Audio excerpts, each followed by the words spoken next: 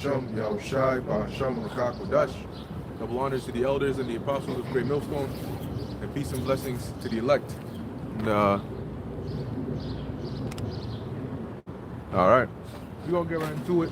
We out here once again. You already know what time it is. Let's start with the book of Sirach, the 39th chapter, and then we'll see where the Spirit takes us. All right, but pretty much, you know, as we can see what times we're living in. All right, the Sirach 39 basically goes into the kind of mindset, you know, you want to be in. All right, which when you deal with the different prophets of old, you know, they had different spirits and so on and so forth. But you got men like the Apostle Paul and men like Ezra, okay, who were eunuchs, you know, for Yahweh Ba'asham Yahushai. There's a precept in the Apocrypha, I forget exactly where, but the angel basically talks about the value of how Ezra chastened himself, okay, for the Lord. All right, but let's start with Sirach 39, and then we'll go from there, whatever precepts come along. This is Sirach chapter 39. Sirach chapter 39, verse 1. But he that giveth his mind to the law of the Most High, and is occupied in the meditation thereof. What does it say in 38, the last verse? All right, Sirach chapter 38, verse 34. But they will maintain the state of the world and all their desires in the work of their craft. All right, let me take a look here real quick.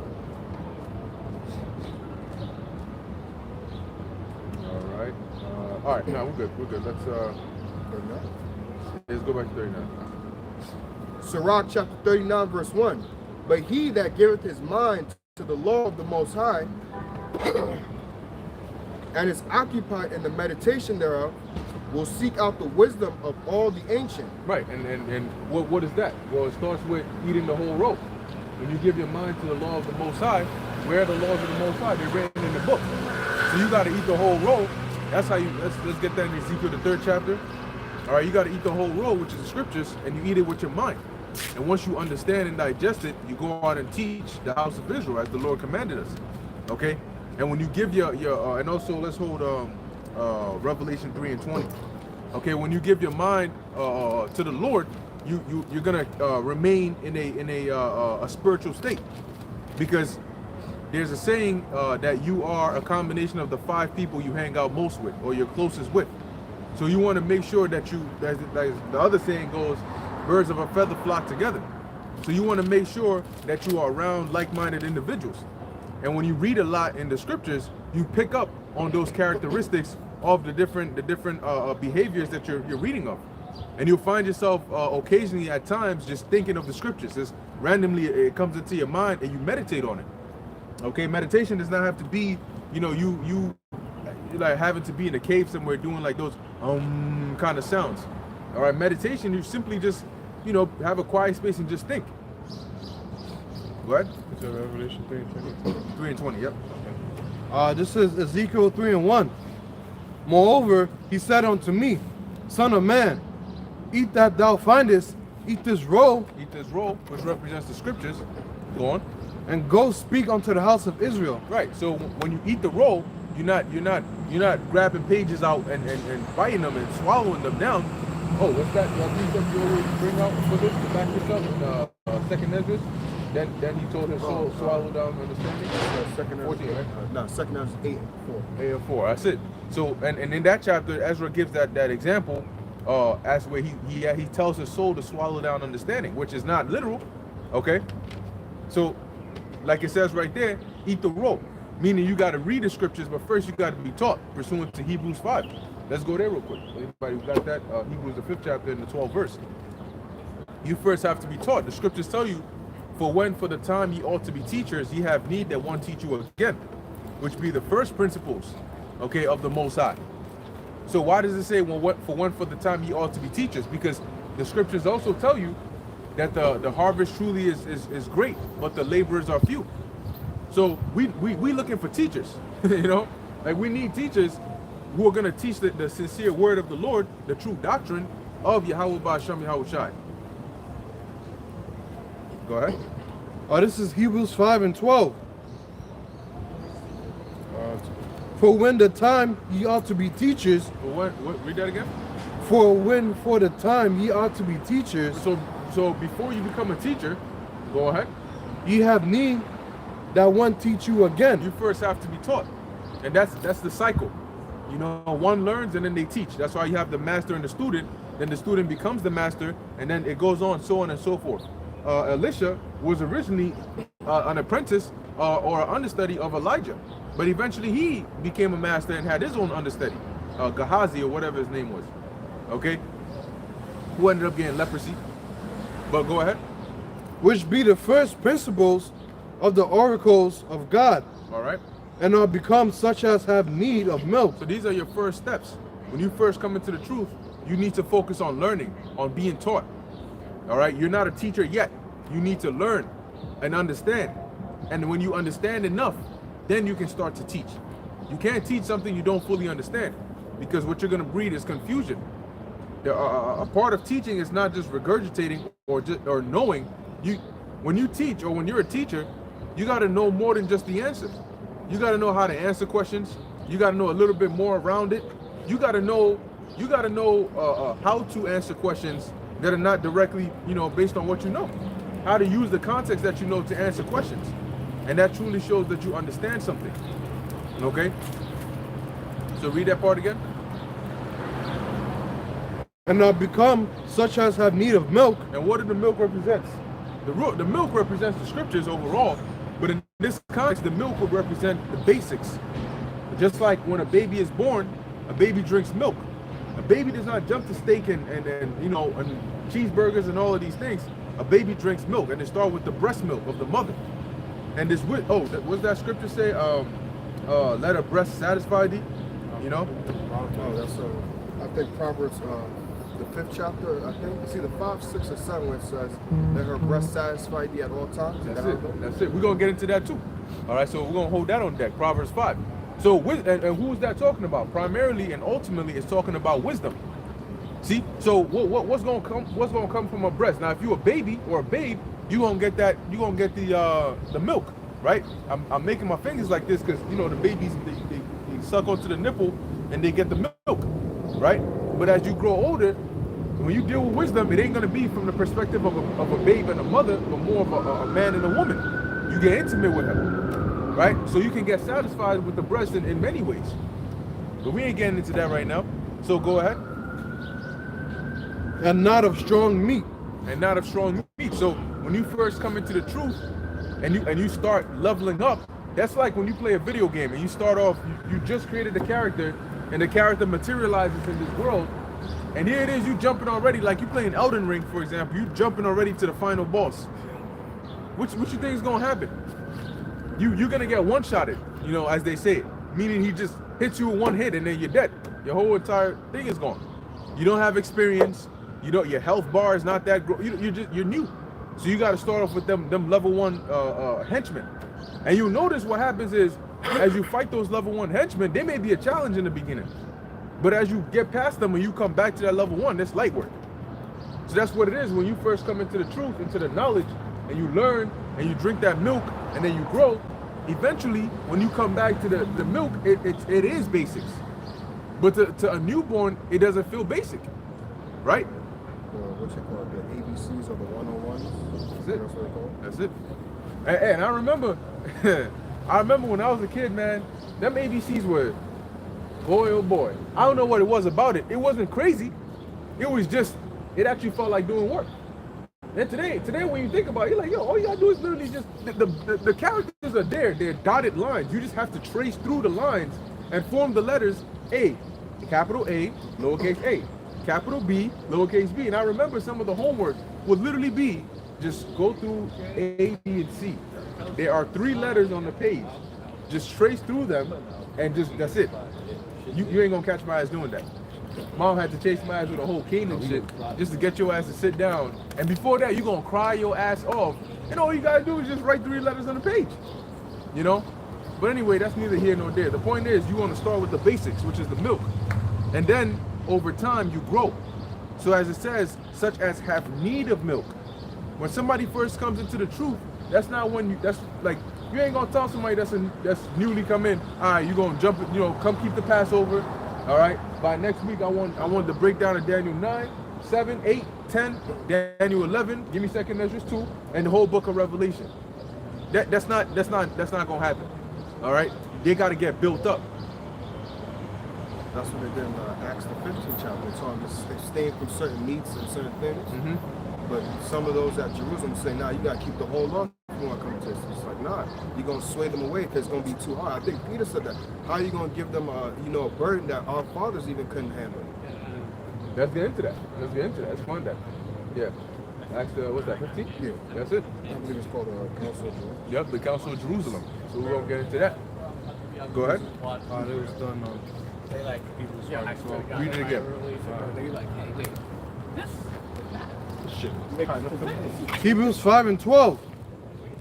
For when for the time ye ought to be teachers, ye have need that one teach you again. So before you become a teacher, you first need to be taught.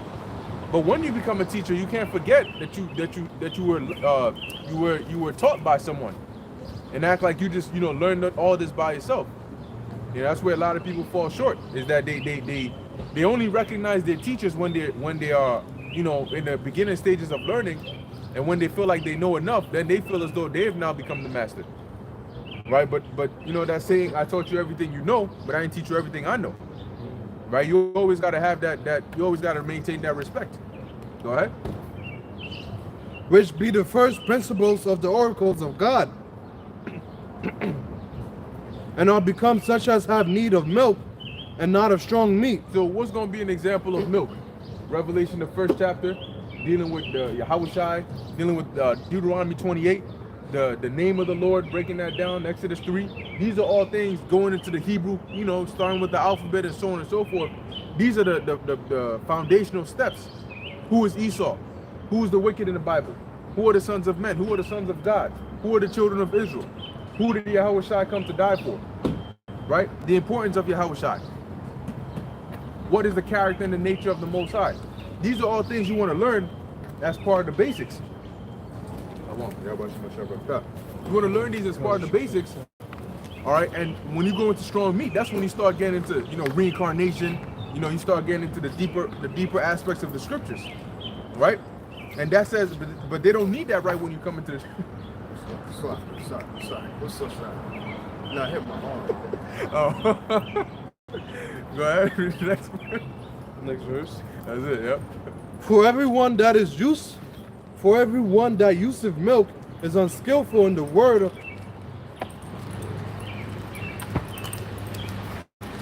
For everyone that useth milk is unskillful in the word of righteousness. Right, meaning that they just newly come in. Right? Whenever you learn something for the first time, you're unskillful at it. Whether it's boxing or fencing or kickboxing or whatever it is, you're unskilled. You're a babe. You're new. So you use the milk, the basics. Go on.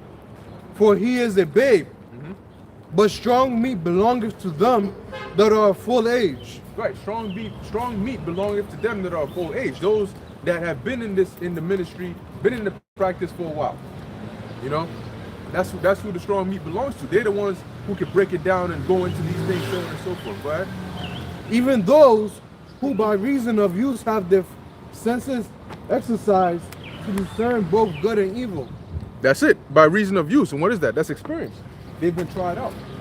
All right, so they've done it many times, over and over and over again. So they picked up, as they would say, a thing or two, right? A thing or two. So that's it on that. So let's get that, which you were referencing in the council. All right, that's it. This is Acts chapter 15, verse 1. And certain men which came down from Judea taught the brethren and said, except ye be circumcised after the manner of Moses, ye cannot be saved. Now let's go to the 14th chapter and let's see what's the context. Where were these men going to, saying all that? Because remember, at this point in time, Yahushai came on the scene and he established the foundation.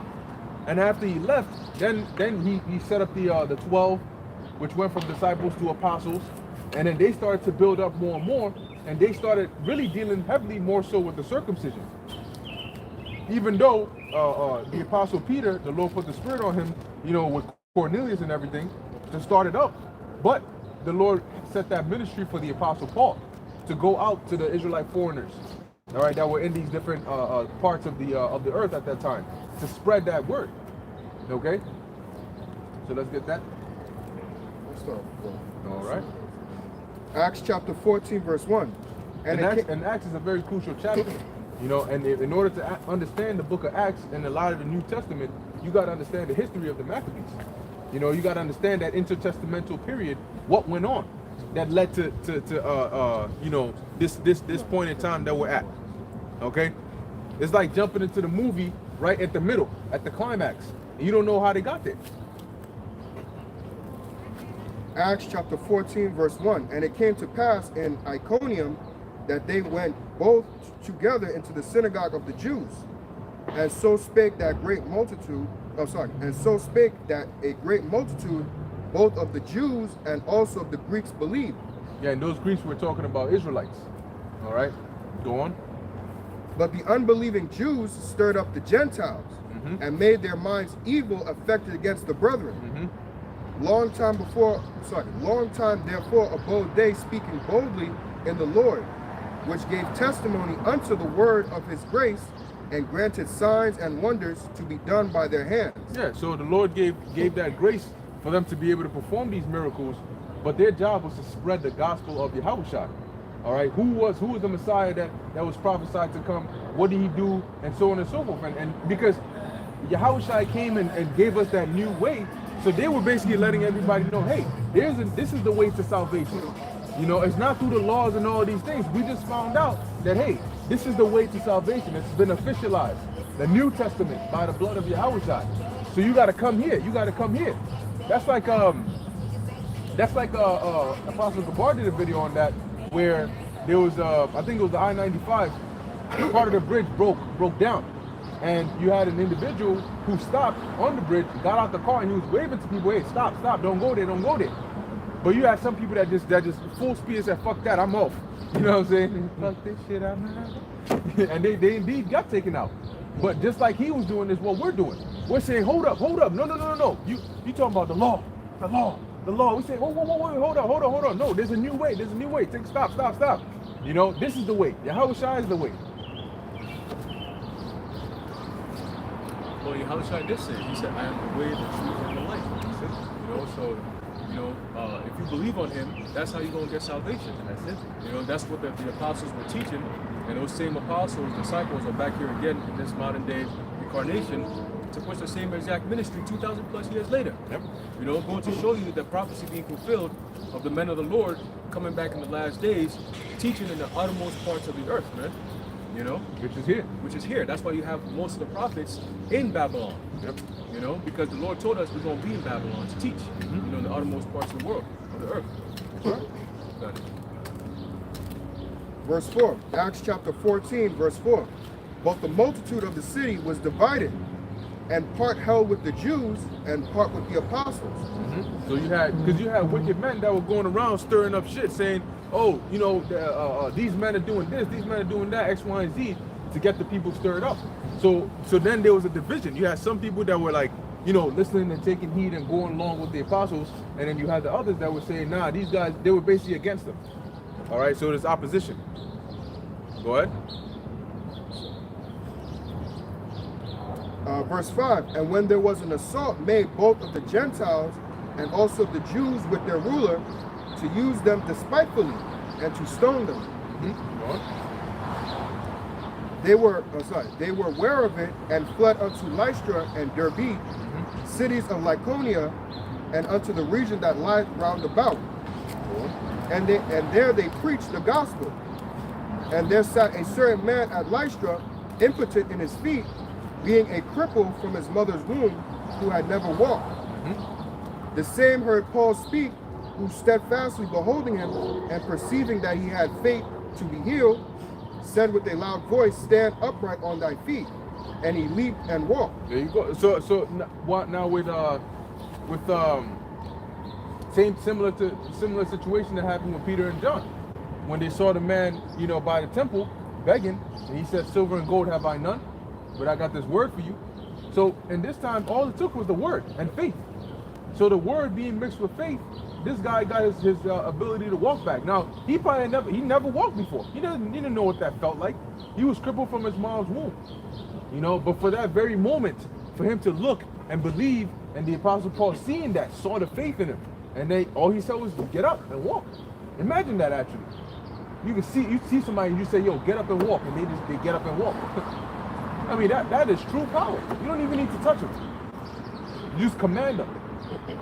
And real quick, the word, I believe when you go into that verse 9, it says the same heard. Oh no, I think you got it. Just read it first. Verse 9 again? Yeah. Acts chapter 14, verse 9.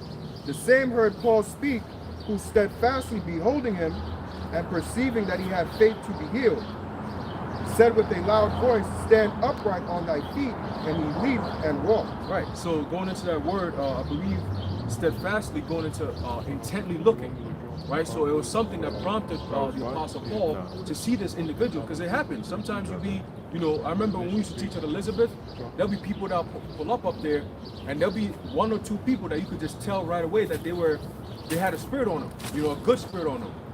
So naturally your spirit will start to deal with them, and then they'll reciprocate the same energy, so that's the same thing that happened with the Apostle Paul, is that he looked at the guy steadfastly, he locked eyes on him, and he read his spirit, and he was like, okay, you got a spirit of somebody who believes, so rise up and walk, because why? You have to believe first for the miracle to work. You know what I'm saying? That's the same thing with the apostles when they were trying to cast out those demons. Right? And then they came to the house after they couldn't do it. And the people were like, oh, your disciples came up here, they tried and nothing happened. What's going on? And he was like, no. Do you believe? Because if you don't believe, it's not going to work. I could tell you everything that there is for salvation, but until you believe to be able to take those steps, you're not going to be able to get to the doors of salvation. Yeah, then he told them some of these don't come only off by praying and fasting. Exactly. But if you notice, every one of those that were healed, what he said, thy faith has made you whole. Exactly. So it's the faith that matters. That's the driving force. All right.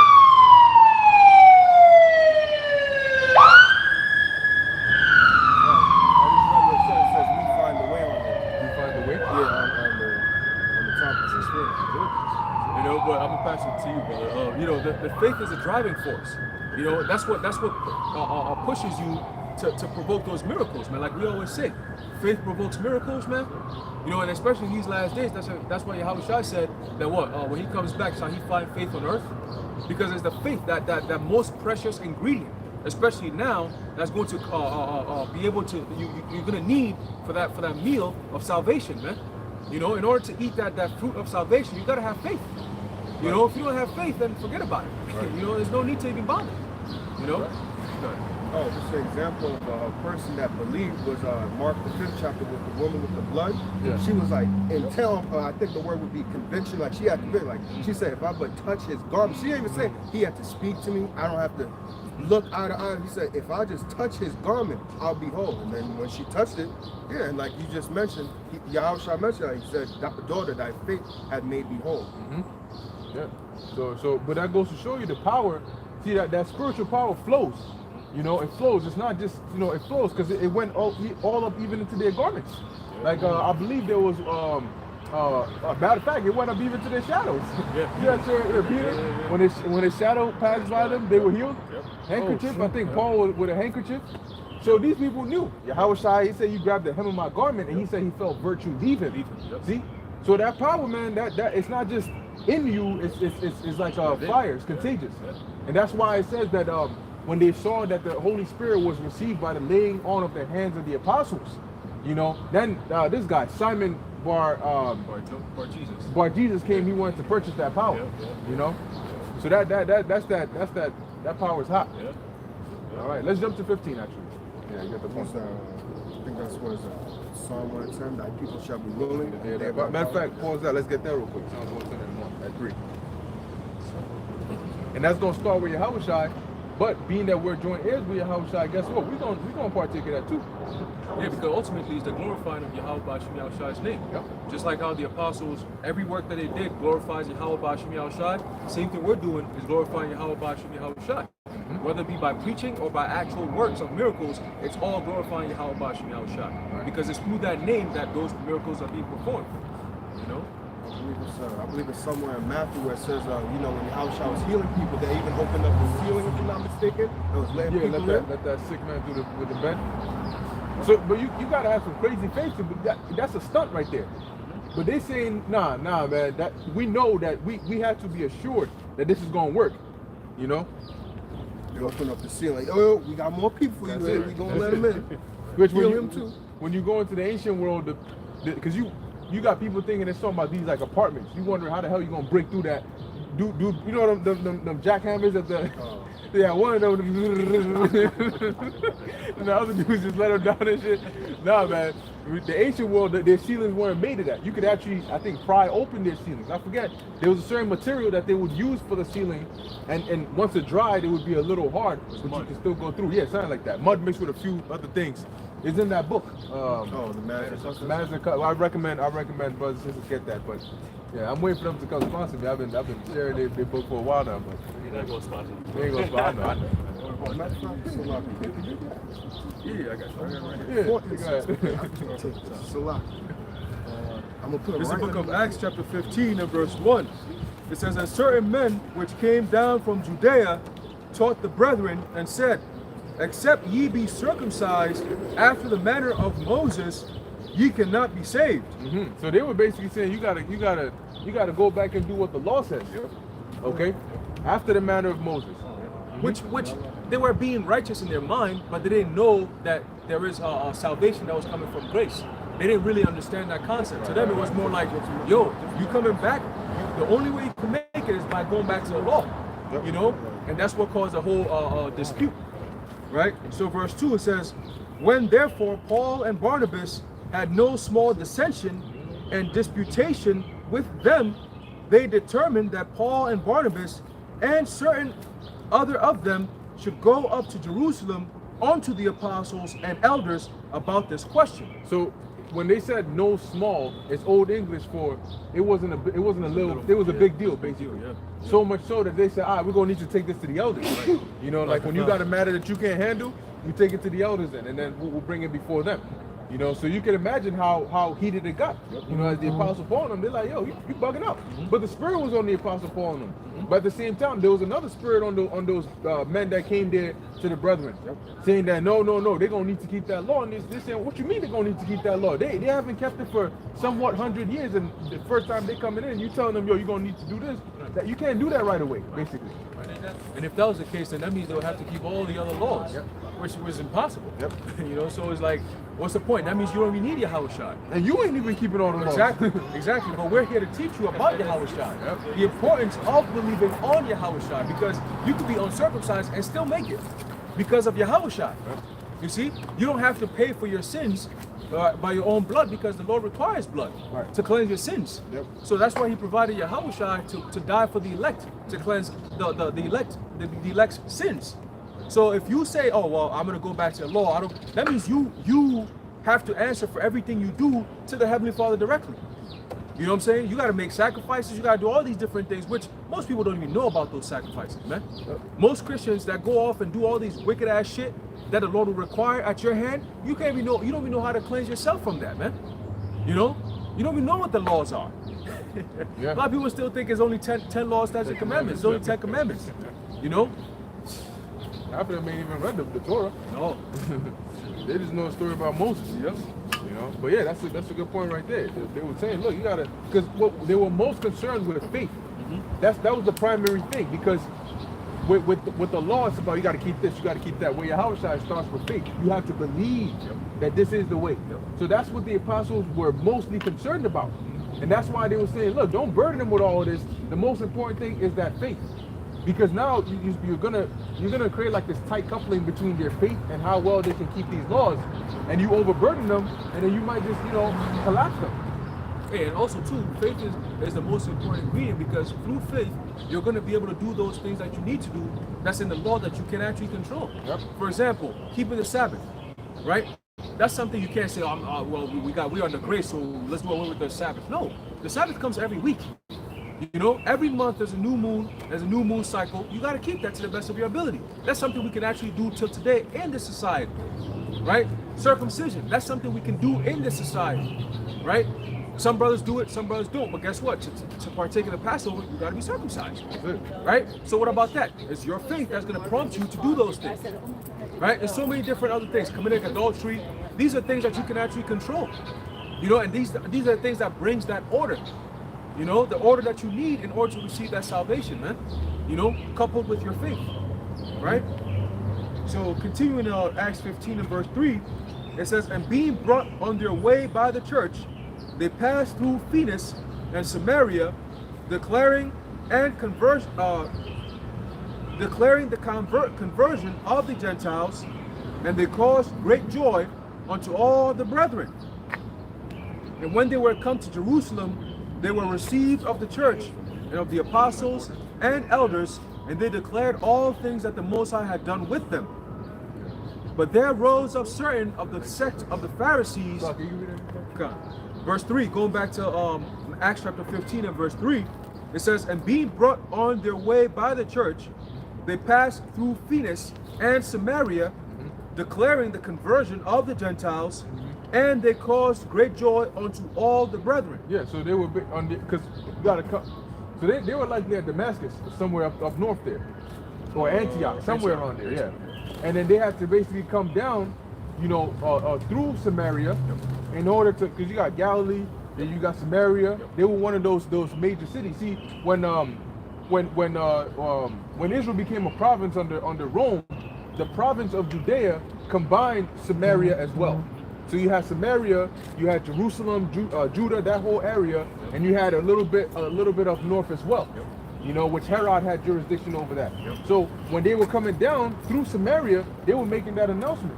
You know that, yo, you got Israelites that are believing, you know, they Israelite foreigners and so on and so forth. They're coming back to the faith, and those that understood rejoice. Oh, okay, you got it. All right. That's it. So if you take a look right here, see if I could do this thing right. All right. There we go. So yeah, you got Galilee right up here. There you go. Right up there. You coming down all the way. Yeah, the water. There you go. So you got Galilee right up there. You got Samaria right here, and you got Judea right here. So Jerusalem is down here. They had to come all the way down through Samaria in order to get down here, which this is on a mountainous range. So sometimes you hear they went up to Jerusalem, and you thinking, but wait, if they coming from here, wouldn't they be going down to Jerusalem? But this is on a mountainous range, altitude-wise. So they had to go up. They had to come up to this area. Or you may hear that they went down to Samaria. But that means that they descended because they're going down from a mountainous region. But yeah, that's pretty much the map on that. That's it. Slow when we get a map sign. Bring it out every now and then. They want to blow it up. Yeah. Get the little pointer stick in it. Yeah, because we're at the time where the Lord is starting to put that spirit back on us, where we're identifying our land and everything that went on in there. So when we're reading the scriptures, we can go back to the land of Israel and identify, oh, this is what this happened. This is the land of Galilee. This is the Sea of Galilee. This is Nazareth. This is Jerusalem. This is this. This is Gilgal, right? So we're going through. This is Ptolemaios. What's that? Ptolemaios. You know, the Lord is showing us all these things, man. Because why? We are those people. You know, the Lord is revising. He's reviving our spirits back to the spirit of Israel. You know, the pure language. All right, the pure knowledge. All right, the pure spirit. 19. You know. Yep. You got it. 5 cities shall speak the language of Canaan. That's right. Hebrew. Yep. So knowing your land and knowing your language is very important. You know, and it's happening naturally through the spirit. Right. You know, you can't stop it. You see, the same way we couldn't stop us going into captivity and losing it, we can't stop. Nobody can stop us gaining it back, because the Most High is the one who's doing it. That's it. All right.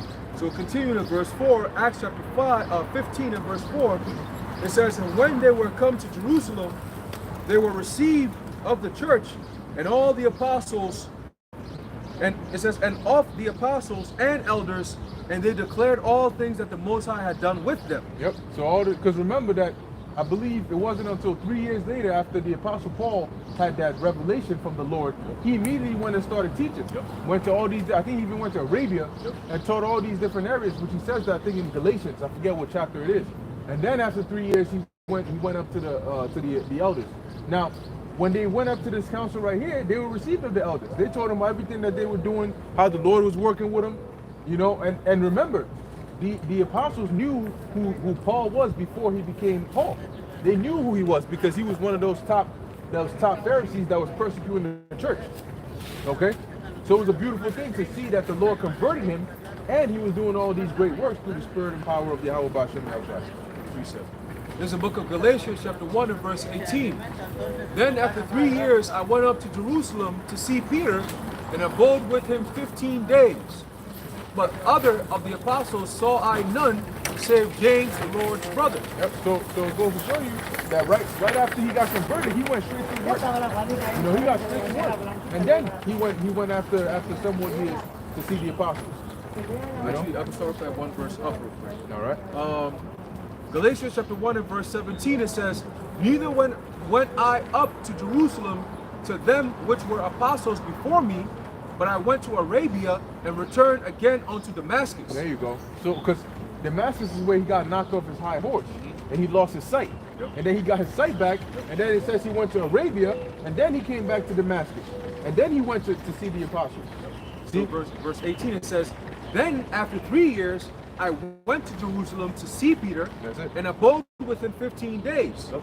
And then you go, that's what we were referencing. That's it. So the Apostle Paul was the Lord put a real heavy spirit on him. He wasn't messing around. Now with all those moving, the missionaries and all these things, you think he would have had time for a woman?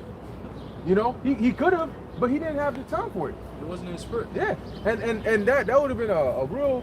I mean, that lady was gonna have a heavy spirit on her, because one thing about women is they're not designed to be alone.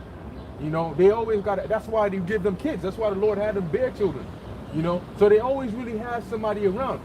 It's first is their parents, then is their husband, then is their children, then is their children's children. Yep. You know, Yep. so it's always somebody that they can have.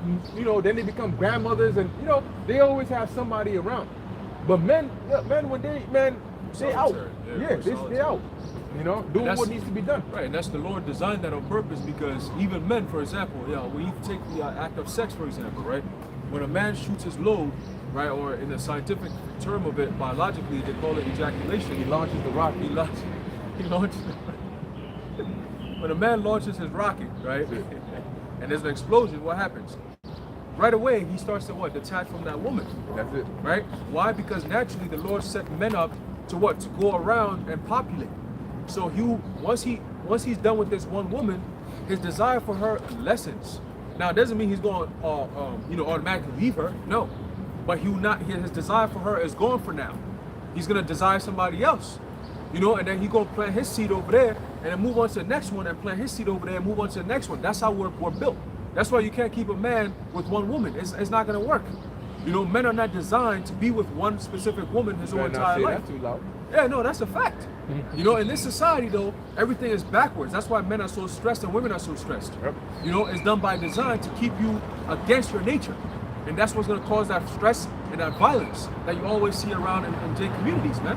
The shootings and all that. You don't see that in Edomite communities. Yep. You know what I'm they, saying? They oppress.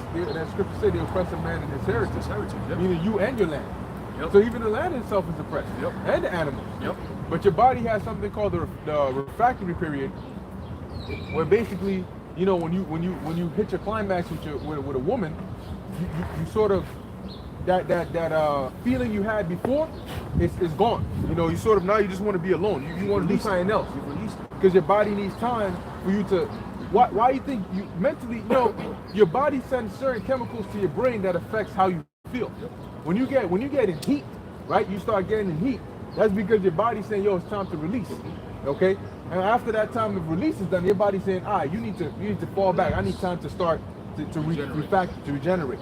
So you feel that like, yo, fall back a little, you know what I'm saying? I need to do something. Go do something. Let me go do something. Much right. When you're done, you get up and you leave. You want to go outside, you want to get some food, you know, relax. Do everything else. Right. Everything but see another woman. Just like vice versa. Yep. You want to just see the woman. Yep. Then everything else. Everything else comes secondary. Yep.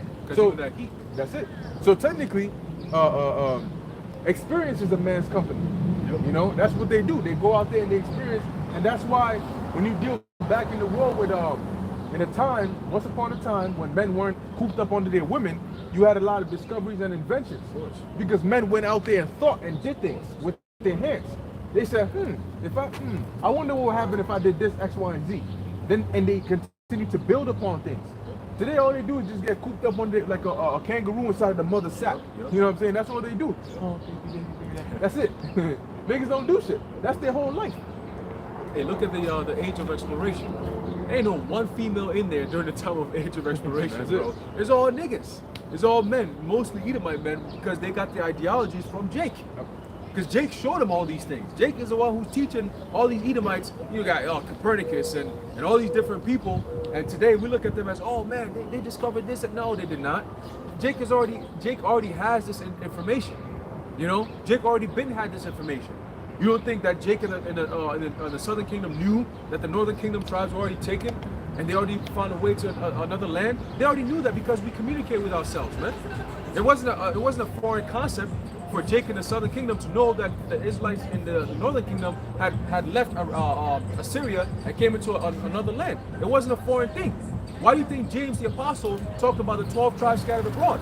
Because it was a concept that we knew.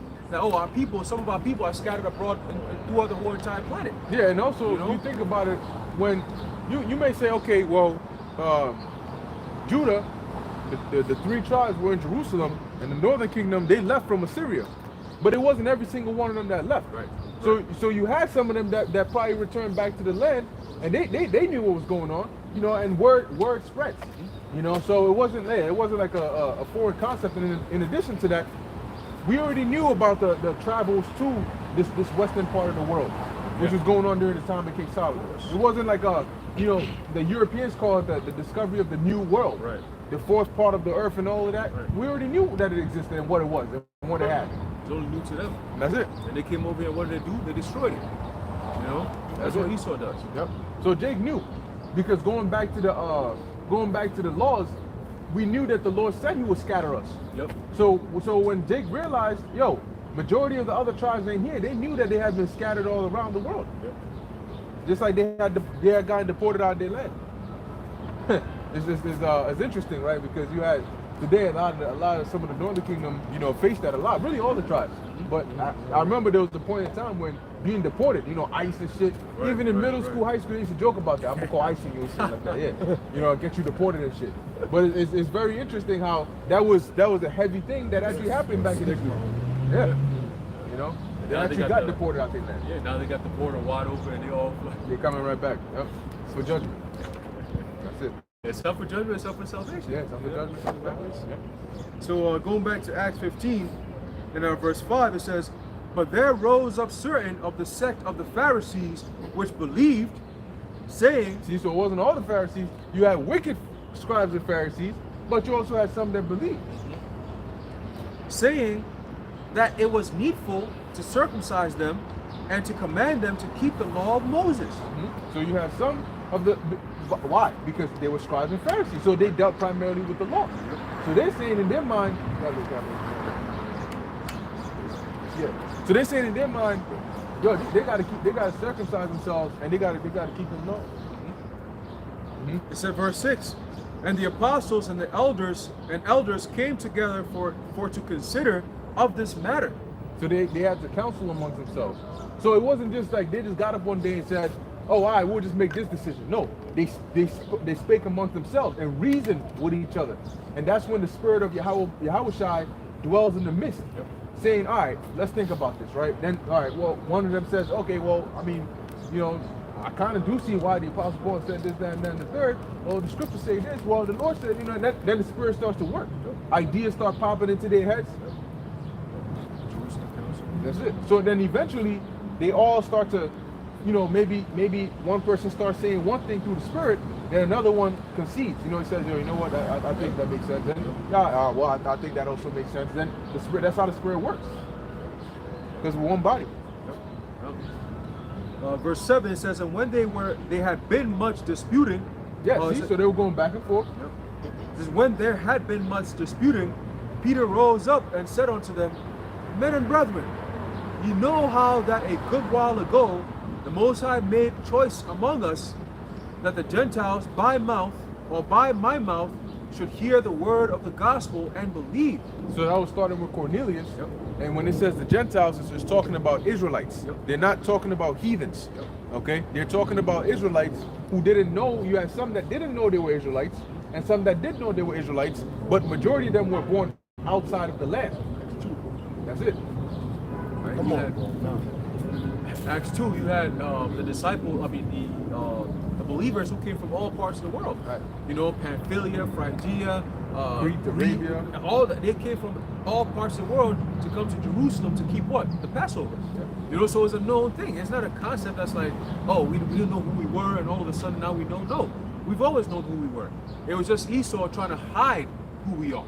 Eventually, through prophecy, of course, this time around we didn't know who we were, but back then we did know who we were. We kept the customs and everything. You know, even if we weren't born in the land, we still came back to keep the laws to the best of our ability. Yeah. Right? So continuing. So that's spiritual, right? Because you had some Israelites during the time of the Maccabees, the Hellenization period they call it. You had a lot of them that fell away from their nationality, from their heritage. But you also had some that fled from the land but kept the customs and kept on continuing in those ways. Hence you had the spread of Israelites in different regions that knew they were Israelites and kept the customs, had synagogues and communities and so on and so forth. I believe it's called Grecians. Yeah, the Grecians. Yep, the ones that knew who they were. So continuing to verse 8, Acts chapter 15 and verse 8, it says, and when the Most High, it says, and the Most High, which knoweth the hearts, bear them witness, giving them the Holy Spirit, even as he did unto us. So the Apostle Peter was making the claim saying, well, you talking about they got to do X, Y, and Z. Well, when the Lord put the Spirit on me to preach that word to them, the Most High gave him the Holy Spirit. So he had to have been down with it. It says, and put, verse 9, and put no difference between us and them, purifying their hearts by faith. There you go. So why didn't he put a difference between us and them? Because we're all Israelites. Okay? And now we're all Israelites in the faith. Believing on one thing, which is what? Salvation. That's it. Right? That's what's most important. Yep. It says, now therefore, why tempt ye the Most High to put a yoke upon the neck of the disciples, which neither our fathers nor we were able to bear? There you go. So once again, you acting as though them keeping the law is going to be the best thing in the world. How did we end up in this position? Because we and our fathers couldn't even keep the law that you're trying to throw onto their necks. Because a yoke is a mechanism of control. You know, it locks somebody in, and you sort of force them, restrict them. So he's saying, look, man, you trying to put a restriction that even you and your forefathers couldn't handle. Which goes into a form of oppression, because you're being put in a place where whatever it is that's being put on you is a burden. Yeah. You know, a yoke is synonymous with burden. Yep. You know. So continue in verse 11, it says, but we believe that through the grace of the Lord Yahushua HaMashiach, we shall be saved, even as they. There you go. So we all going to be saved the same way. And that's going to be through the grace of the Lord. Yep. So whether you keeping 10 laws and he's keeping 5 and he's keeping 4, as long as we all have faith in Yahushua, we all going to be saved through the grace. Because the grace covers us where we come short. And all of us come short. So continuing, it says, verse 12, then all the multitude kept silence. When he dropped was deep. That's it. He's like, man. It's like, That's it. That's it. It says, then all the multitude kept silence and gave audience to Barnabas and Paul, declaring what miracles and wonders the Most High had wrought among the Gentiles by them. So now they were willing to listen with a reasonable ear. And after they had held their peace, James answered, saying, men and brethren, hearken unto me. Simeon hath declared how the Most High at the first did visit the Gentiles to take out of them a people for his name. And to this agree the words of the prophets, as it is written, after this I will return and build again the tabernacle of David, which is fallen down, and I will build again the ruins thereof, and I will set it up. And it says, and I will set it up, that the residue of men might seek after the Lord Yahweh, and all the Gentiles upon whom my name is called, saith the Lord Yahweh, who doeth all these things. So the Lord started that back then. So Simeon, which I believe is really Simon, which is talking about Peter. So he's saying, well, like Peter just said, and then he goes in and then he says, the scriptures agree with what he just said. And then he quotes Amos 9 and 11, which started back then, but is mainly happening now. Okay? And his name really, that's why James is calling him by his name that was commonly known as Simon, right? Simeon, Simon, right? Because Yahushua, when he met him, he said Simon Bar Jonah, right? That's his name, but I'm going to call you Cephas, or in the English, Peter, which means what? Stone, you know? So Yahushua is the one who really gave him that name, Peter, you know? I don't know. Oh, you weird at it? Yeah. Oh, okay. That's true. You know? So continuing, verse 18, it says, known unto the Most High are all his works from the beginning of the world. Wherefore my sentence is that we trouble not them which from among the Gentiles are turned to the Most High, but that we write unto them that they abstain from pollutions of idols, and from fornication, and from things strangled, and from blood. So at the time when they had that council, that's why they call it the Jerusalem Council. When they had that council, the conclusion they came to was, all right, we're not going to put this restriction of like you got to circumcise after the law of Moses and you got to do this and X, Y, and Z. We're not going to put this on them. What makes sense to do though is we ain't going to let them run free for all either. So let's pick out what are the most important laws, the crucial things that you got to absolutely stay away from, what you can do, okay? And then let's start them off with that, coupled with the faith that they got in the Lord, so they can grow and they can learn in that. That's why he said, this is my sentence, right? This is what we've agreed upon. So this is what I think we should do. That's it. You know? Right. Yeah, just a quick example. Just use yourself when you first came and you learned the truth for an example. What did you do when you heard about like things like the dietary law, right? What was it? Like you see like, okay, maybe before in the world you eat like shrimp, pork, crab, and lobster, but now hearing the word and hearing the dietary law that you can't do those things, now when you go to a supermarket, you be like, oh, okay, well I heard that brother say, you know, I can't eat those things, so I have to abstain from these certain meats that I can't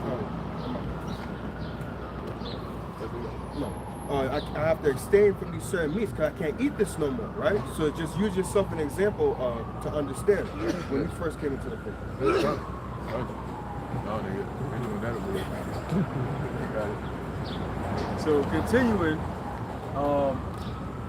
Is there more now? Does it switch context? let me finish this verse 21. Okay. And then it stops. All right. Acts chapter 15 and verse 21, it says, for Moses of old time hath in every city them that preach him, being read in the synagogues every Sabbath day. Meaning that, you just set some up? I think I already set some up. I'm inside, bro. Yeah, so what he's saying is you got in the synagogues, you got people that read the law, right? They read the scriptures, they read all that. So that's already going on. Go ahead. Then pleased it to the apostles and elders with the whole church to send chosen men of their own company to Antioch with Paul and Barnabas, namely Judas surnamed Barsabas, and Silas, chief men among the brethren. And they wrote letters by them after this manner.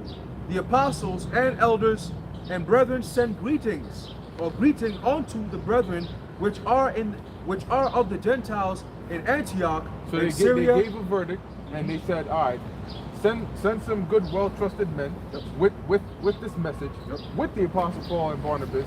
So when they go there, they got the fire, they got the full proof. That they were sent by the elders and apostles who were in Jerusalem. Right. That way ain't nobody can say, nah, you can't dispute anything. Right. The order is given. Right. It says, and they wrote letters by them after this manner.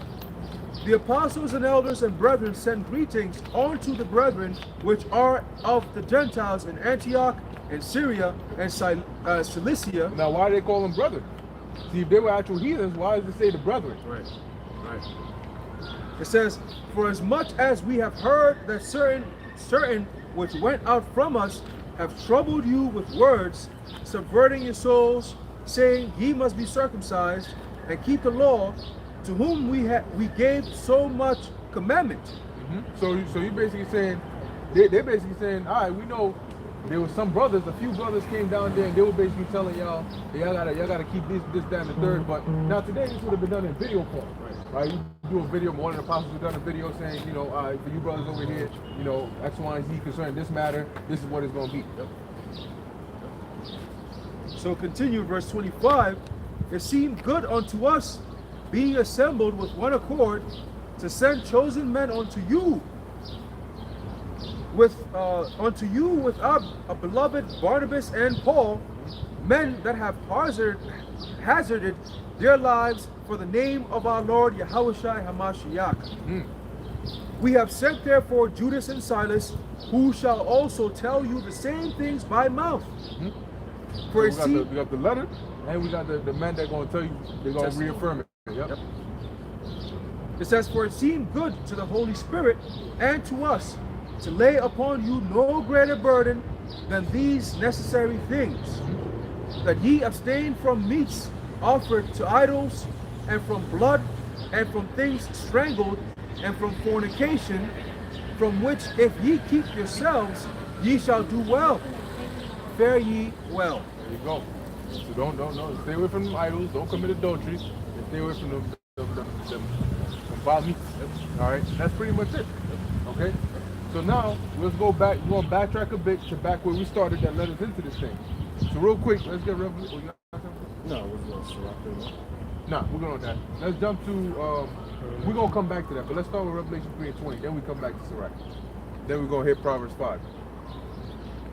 Because it all comes back to what? Wisdom. You gotta use that wisdom, right? We were going into the different levels. You know, you can't just when you come into the truth, you ain't gonna start at level 100. Nobody starts at level 100. Everybody starts at level 1 and you work your way up. And that's through diligence. You got it. Revelation chapter 3, verse 20. Behold, I stand at the door and knock. If any man hear my voice and open the door, I will come into him and will sup with him and he with me. So who's the current voice of the Lord? The prophets. This is how the Lord is speaking. So the Lord said he will stand at the door and knock, which is the door of your mind. And if any man hear his voice, not just walk by and act like, you know, we ain't speaking, but to stop and to listen. And you open your ears and you take in those words, the Lord is gonna, because the Lord said he comes in the volume of the book. So when we speak the words of the book out there into your ears, we're basically creating a bridge for your house to come in, all right, and sup with you in your mind. That's why you may hear this word, and then maybe, you know, you go home and then it starts to resonate a bit more. You know, it comes back into your mind, you think about it a little bit, something directs you to go and click into the link, watch a few more videos, and then you'll start to see that it goes from this is interesting to I wonder what this is about, to where after a week or two it becomes more solid. It goes from this blob to a more solid like structure, which is like, yo, this makes a lot of sense. Let me keep searching more on this. Oh, I believe. How do I get more involved? You know, and then that's how your house gets to be formed in you. You see, just like when a potter is molding something, it starts off with material, but then eventually you have to sculpt and form that proper image.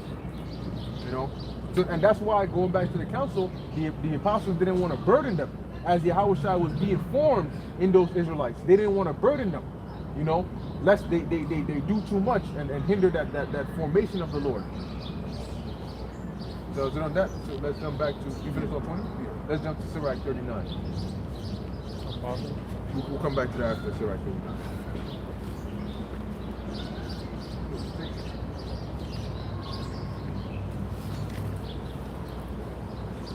So we're pretty much at that time, man. And it's a beautiful thing, because now we really have the knowledge of all the prophets.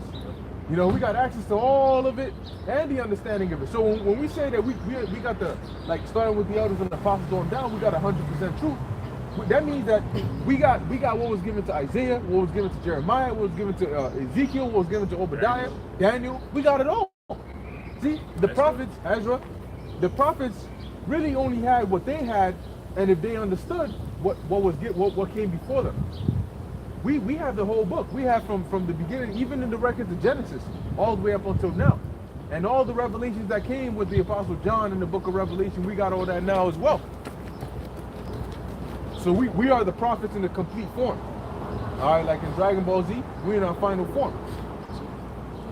Well, not yet, but you know what I mean. Final form on this side. That's it, final form on this side. That's prophets, that is.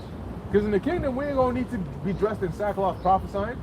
That's it. That's when the prophets go. I mean, they're still gonna be prophets in terms of the spirit, but the prophets are gonna go from prophets to full-on kings, rulers. You know, like King David, he was a prophet king. So was Yahushua. He was the prophet king. What? Moses, yeah, prophet king, yeah. Sirach chapter 39. So prophets verse can 1. be kings, but not all kings can be prophets. Prophets can be priests, but not all priests can be prophets. That's it. That's heavy. So prophets can be anything, but not anyone can be a prophet. That's the special thing about being a prophet. Yeah. You know? And that's why there's actually a limited number of prophets. And that's it. It stops right there. The Lord created a set amount of spirits for the prophets, and that's it. So imagine that. That's a very special thing. For you to have a spirit of a prophet, you have one of, it's like a, you know, like you got people that get into like card collection and shit. You have the rare cards that's only a limited amount. Well, we're talking about your actual spirit, your essence. You are one of a few spirits that were created. One of maybe 144,000 spirits that were created. That's it. The Lord ain't making no more prophets. It's the same spirit coming back over and over and over again. So we're not ordinary. The scripture says the spirit of a prophet is subject to a prophet. You know, so every time you come back in any incarnation, generation after generation, you come back as a spirit of a prophet. Mm-hmm. Now there's past times in history where you weren't prophesying, but we still had the spirit of prophecy. Yep. You know, the way you move, the way you think. You know, you could tell that we were the ones who were giving Esau problems. You know, during the time of slavery, you know, we always read about it. You know, you always had those rebellious so-called slaves. They were the ones who were sparking shit up. You know, that we are the children of Israel. We got to get out of here. We don't belong here. Those kind of things. Yeah, them Nat Turners and stuff. Yeah. You had a lot of those situations. Yeah.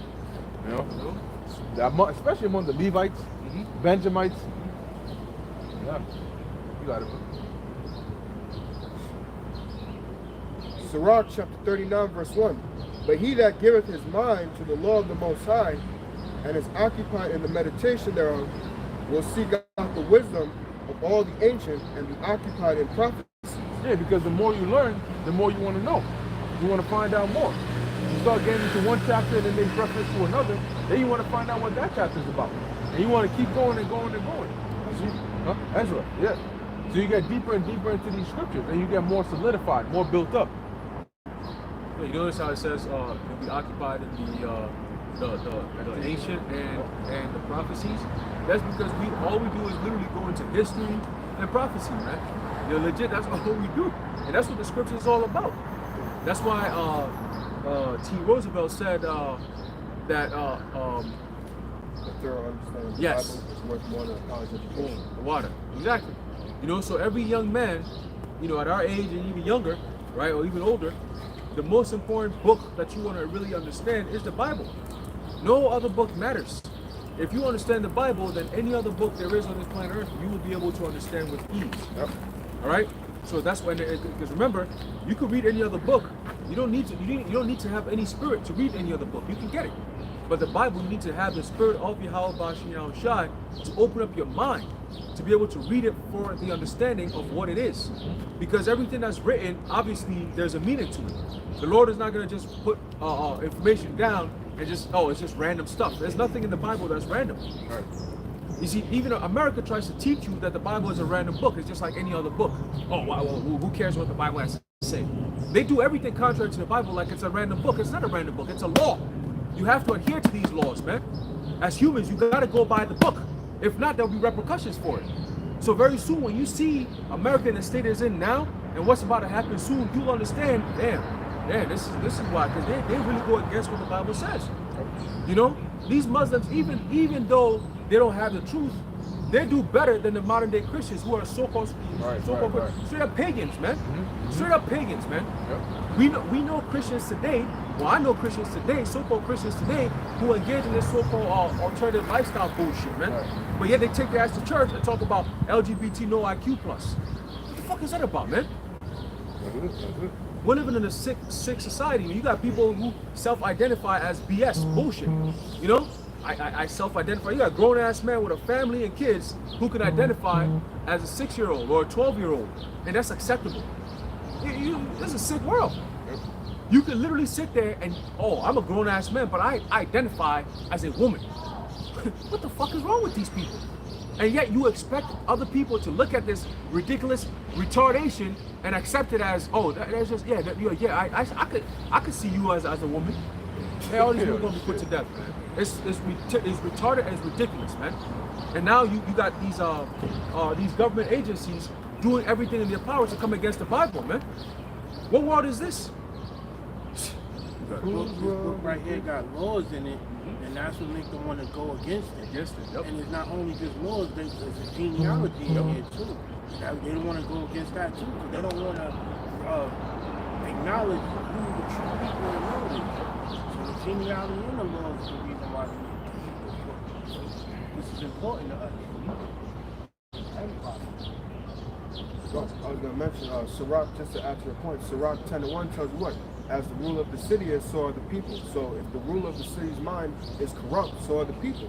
Because what? They enforce the laws, or they allow certain things in the society to be a certain way, to corrupt the minds of the people. Yeah, I believe there's a precept in the book of Psalm that talks about who frameth mischief by law. Everything that is Psalm 64, I believe, talks about their inward thought is deep. You know, they search out iniquities. Esau is all about iniquities, man. I don't know how you got Jake who still fight for Esau. I don't understand that shit, man. That's why they gotta go. They gotta go, man. These niggas gotta go. All right? They don't make no sense. They gotta go. I seen this video. The elder brother Manat Zagban did a video. He got this old ass crusty lip nigga Jake out here talking about, oh, y'all niggas is cussing. What the fuck? Like, bro, we got bigger matters to worry about. All right? These devils got a whole plan, agenda that we coming out here and exposing, and you're not worried about that? There's Jacob's trouble coming, and you're not worried about that? The MOTB is being approved right now. Elon Musk just got, Neuralink just got FDA approved. I did a video a couple of days ago going into another company. I forget the name of it. I know it's another brain company. Yeah. Shit, hold on, it's locked. I know what let me you're see. talking about. I got it right now. I got you right now. 1 second. Probably starts with an S sign, right? No, it's Paradromics. Okay. Right? Paradromics. And I remember in the video I said it. I said, listen, these people getting the FDA approval means that Neuralink and the other one, Synchron, that's the one you were talking about, Synchron. Synchron. They're going to be getting their approval too. Yep. Now Neuralink just got their approval, right? And it's going to be what? We're in May. You know what he said though? He said Elon Musk. He said he's so confident in it that you would see him as children with that thing. And I don't put it past that devil. All right, it's the same nigga that during Halloween he had a whole Satan costume. Oh shit. You know what I'm saying? So they already putting it out there who they are. Yep. And guess what? The family of the word is coming, and right through there you're gonna have the MOTV being released. You know why? Because the CEO, the new CEO of Twitter, is actually part of the World Economic Forum. Yep. All right, that dumb bitch. So guess what? You people are about to be very oppressed. That crusty lip nigga Jake that was talking about, oh, you guys are cussing. You're gonna see worse than that. You're gonna see worse than that. You're gonna be like, damn, I wish I was still out there teaching and cussing. I would have taken that. You know, some niggas is just so low level, like you and Apostle. You know, they don't got it. You know, such a low level. You worried about, you can't even chew the meat and spit out the bones. But yet you go sit behind a TV and you ain't got no problem with the drag people. You ain't got no problem with the TGs. You ain't got no problem with them. But you got a problem with men of the Lord teaching and talking about, oh, y'all cussing. That's the biggest problem. You know it's spiritual because it has to do with Yahweh Shai. Of course. Because you think about it like, no, these people ain't really coming against evil. They're coming in specifically against Yahweh Shai. They have, and it shows you that they got demons on them. Yep. Because, like you said, wait a minute, you got drag queens and all these things going on. You got nothing to say about that. No. But it's just us. Yep. You got to come against us. And they find the most ridiculous things about it. It's Yahweh Shai, yeah. They're like moths drawn to a flame. Right. The only thing is, this ain't a light bulb. This is fire. It's fire. So what happens when moths get drawn to that fire? They get burnt. You know, and that's exactly what the Lord's finna come do. Did he not say that, behold, he comes to set fire in the earth? Yep. And what will I if it be already kindled? Yep. So the Lord is coming back. I did a lesson on it that you have what's that Luke Hank said? You have chosen war with a God. You have chosen war with a God. Yep. And that's Yahweh Shai. Yep. He's coming back not to meet thee as a man.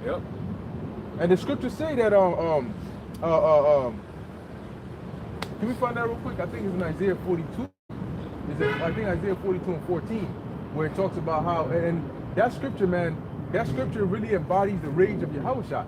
Because when you read it, it sounds almost like a slight fantasy of when the Lord finally gets his hands, when he finally gets free. Yahushua, it's almost as though he's chained up right now because he can't, his hands are tied. He can't really do anything. Chains of darkness. Chains of darkness. That's it. I will cross the But just to go back to the Mortal Kombat thing, real quick, but still, well, he was like, the first thing Liu Kang said was, oh, you've chosen to defy peace. Yep. So what Yahushua is giving right now through the prophets is what? It's peace. Because Yahushua said that to his disciples. I don't want peace. I want problems. But he said, what? Peace I leave you, but not the world's peace, but peace from me. So what? Liu Kang even say, he's like, so you have chosen to defy peace. Yep. So then you have chosen war with the God. Yep. So Yahushua is giving you the peace through the what? The wisdom, knowledge, understanding. But since you don't want the peace, well, you've chosen war now. Oh, let favor be shown to the wicked, yeah, will you not learn righteousness? Rebellion is as a sin of witchcraft. You're showing rebellion to the Lord by not wanting to listen to him. It says what? In Psalms 2nd chapter, kiss the son lest he be angry. Now kiss don't mean actually kiss him, but to have reverence. They even show you that in some of the movies, the king will have a ring on his hand, he'll put his hand out, and he'll kiss it, meaning reverence. Come on, bro. Come on, that ass? In my eye now? Hey, damn. They love you, brother. Yeah, bro.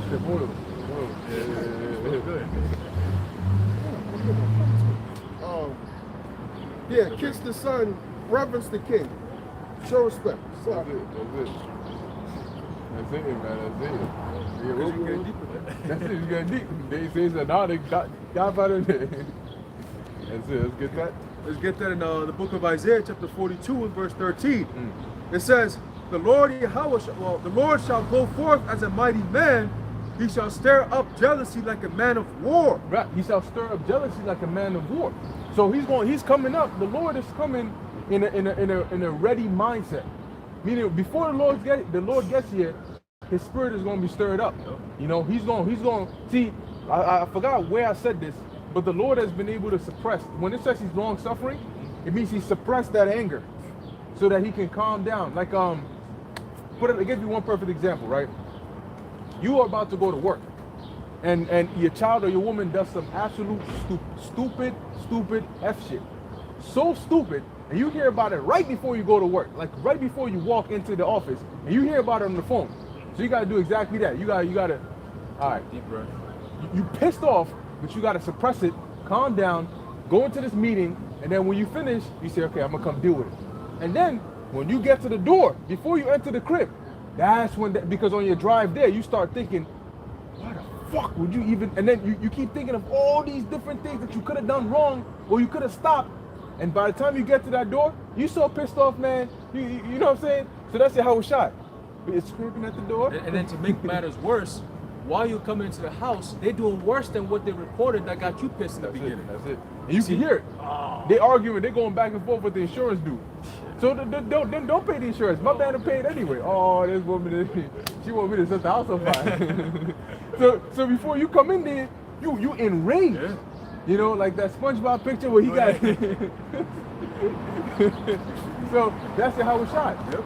By the time Yahushua gets here, that rage is all back up to the top. You know, and he's ready. Man, that's gonna be a crazy And day. the scripture says what? Jealousy is the rage of a man. Rage of man. The scripture says it right here that the Lord said what? That he's going to stir up the jealousy like a man of war. And the man of war is not coming to make friends or look for peace. He's looking to destroy everything in his path. That's what a man of war is looking to do, man. You know? For war. That's it. It says, What did it say? It said stir up? Yeah. Can you read that one? Yep. So Isaiah chapter 42 and verse 13, the Lord shall go forth as a mighty man. He shall stir up jealousy like a man of war. He shall cry, yea, roar. That's it. He shall prevail against his enemies. That's it. So what does it mean to like stir up? Because it's the same thing like you were mentioning, right? When you're thinking about things before you get back home to beat your child's ass, what's going on in your mind, right? Things are stirring up in your mind, right? These things. Right, It's right, embarrassing. right, You right. fuck the school. They told me Right. not to fucking jump. Right. All this is stirring up in your mind, even at work. And all, like you mentioned, even on the drive home, it's like, when not getting the light about it. Yeah, So you doing this shit at school and all that shit? You make me a fool and fucking on the job and things like that? That's when you just let it all and they just That's it. That granddad shit. Yep. Get in your room now. That's it. Man, put some spikes in the mouth. Pop, pop, pop. That's it. Pop, pop. Yeah, because you get real. See, we're so used to trying to remain calm and suppressing our anger and our emotions. Yep. So you can apply that wisdom. Because sometimes you get real pissed off and you just bite your lip. Yahushua ain't coming to do that, man. yeah, but you about that. Yahushua is coming with rage, with anger, and he's like, nobody's gonna stop me. So at that point, that's why I said that even the Maliks, when they finally realize the predicament they in, see, you don't really know what it is until you see Yahushua's chariot. And at that point, before the battle even begins, that's why I said they were afraid and yet durst fight. Before the battle even begins, when they feel the energy of the earth shaking, the vibration and all that shit, and they see oh my gosh. That's why it says all the tribes of the earth shall mourn. Yep. You know, upon his appearance, it's again, it says it's a dreadful day. Yep. The day of the Lord is dreadful. Yep. It's not fun. It's not going to be fun for the inhabitants of this world. Mm-hmm. You know? We're even gonna be scared. Yeah. You know? It's the same thing, again, going back to that child. When your parent comes in the house, what happens when you hear that door open? You hear it slam. You like, your whole energy state, your heart even feels like it's messing. Yep. Shit. You hear the storms, Yep. open your door. So you doing all this shit in school, your whole energy, vibe, everything changes. What's worse is when your mom tells you to go to your room, and you can hear through the door the rage in your pop's voice while he's in the living room. You know? Boom! We said what? Hey, it's crazy too. At that point, you try to crawl out the window. At that point, To put where your mom shakes. You know, I can't defend you. You're gonna have to get this ass whooping. take it easy on him. Hey baby, just take it easy. But woman, enough. That's it. That's it. Isaiah 13 and the 6. How ye, for the day of the Lord is at hand, and it shall come as a destruction from the Almighty. That's right. But there's more than that. There's more than that. Yeah, I was about to finish reading it. Therefore shall all hands be faint, every man's heart shall melt, and they shall be afraid. Pangs and sorrows shall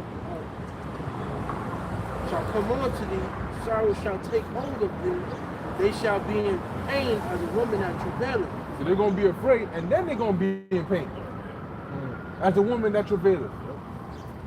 Hey, you know when you have a strict father and he leaves the house, that's where everybody acts the fool. Yeah. But the moment you hear the car in the parking lot, everybody's in order now. You develop a sixth sense. Yeah, yep. You hear him on the highway, you get in order. Yep. You know, because you know the time. All right, he's gonna be home around 6 p.m. You know, or you gonna go outside. He told you not to go outside. You gonna go outside. You riding your bike. You got your friends in the crib. Y'all making all the noise in the world. Your mom says stop. You running around the crib, and then you hear your father's voice. The car parks, and then you hear the dogs bark, and you're like, oh shit. And then now you're a good boy. You behind a book reading, fake reading like you studying some shit. Yep. You know, just so you could push that image of being good, because you know he's gonna get on you. But guess what? America, like it tells you in, I believe, the book of Luke, the 17th chapter, it says what? That this place is going to be like as it was the time of Noah. What was happening during the time of Noah? People didn't give a fuck. Noah was out there prophesying, telling them, hey, the flood is coming, I'm building an ark, the flood is coming. And people were laughing, mocking. It's the same thing. Yo, the man is coming, and people are laughing and mocking. People are being... So shall it be as in the days of Noah, right? So shall it be. The son of man, exactly, right? So it's the same thing, but this time it seems like it's worse than before, because now you got men identifying as women and women identifying as men.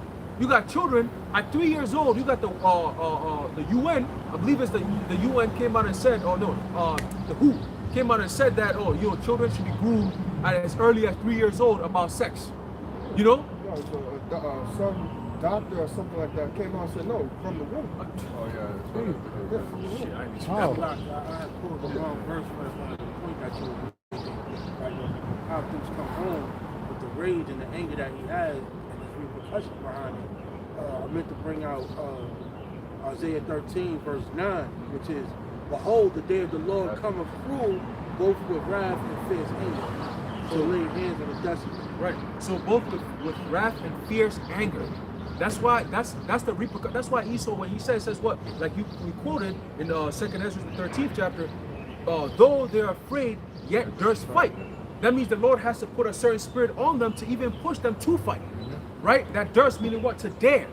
When you dare, that means you've seen a man up there and you're afraid, but something's telling you, nah, I think I'm gonna still go for it. I'm gonna still go for it. You ever seen the movies when like a martial arts movie or a superhero movie where the one dude comes up and the guy makes an example out of him and the rest are like they're shaking. yeah, But it's exactly because it's like a military thing. Yeah, you know, like, oh, it's an order. We still gotta fight. I know I'm gonna get my ass whooped, but I'm still gonna keep fighting. Yeah, listen, guess what? This time it's not gonna be I'm getting my ass whooped. Listen, you getting cooked. You're done. Your whole system is done.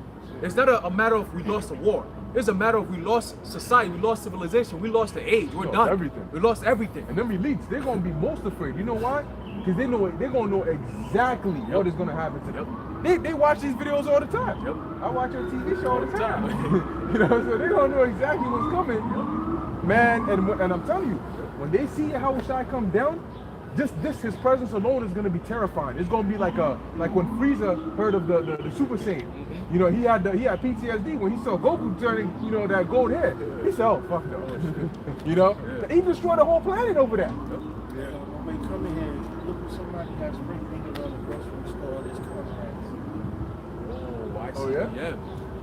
Wow, that's the spirit. That's the spirit. They come in here right here on that corner. That flower shop. So they know what's up. Hey, that's that. He's coming with a destruction from the Almighty. Yep. That's the ICBMs, man.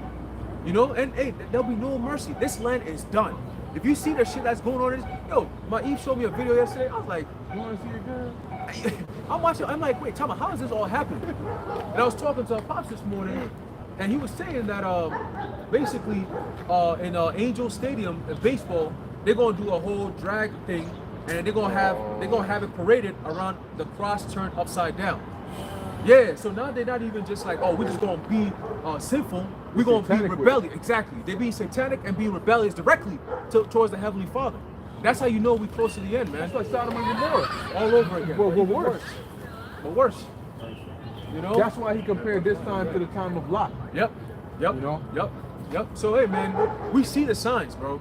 We see the signs. We see how desperate these elites are, so-called elites, wicked devils. We see how desperate they are.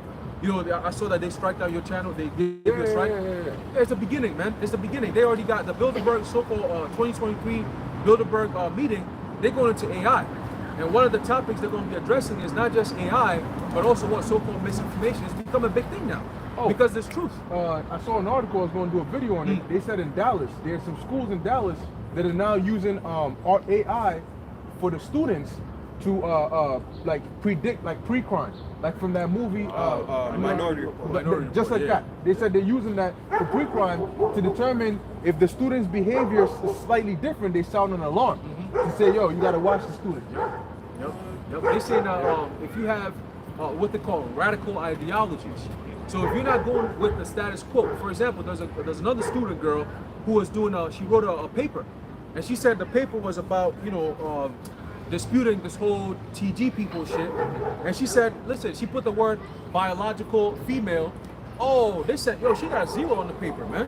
Hey. Yeah, she got a 0 on the paper. She was like, yeah, but this is a debate. I'm trying to make a point here. Like, now you can't even use that term biological female, biological male no more. So they're trying to twist, they're changing the words around. What's that, Isaiah 5:20? Woe unto you that call good evil and evil good. So they're trying to change the words, and by changing words, you change languages. When you change languages, you change ideologies, man. That's what they're trying to do. It's all about control. Okay, going back to 1984, that book by George Orwell. Yep. Okay? We're looking at that all over. We're all over again, man. But this time it's going to be worse. I read another article that says that scientists believe that in 5 years they're going to be making synthetic babies, man, lab-grown babies in 5 years. There was a video. I did a lesson on it about the metaverse, which they're saying that you're gonna be able to have babies in the metaverse, and they're gonna feel so real. But the benefit is that it's gonna be like a subscription. Like you could terminate that baby like a Netflix subscription, whatever you want to or not.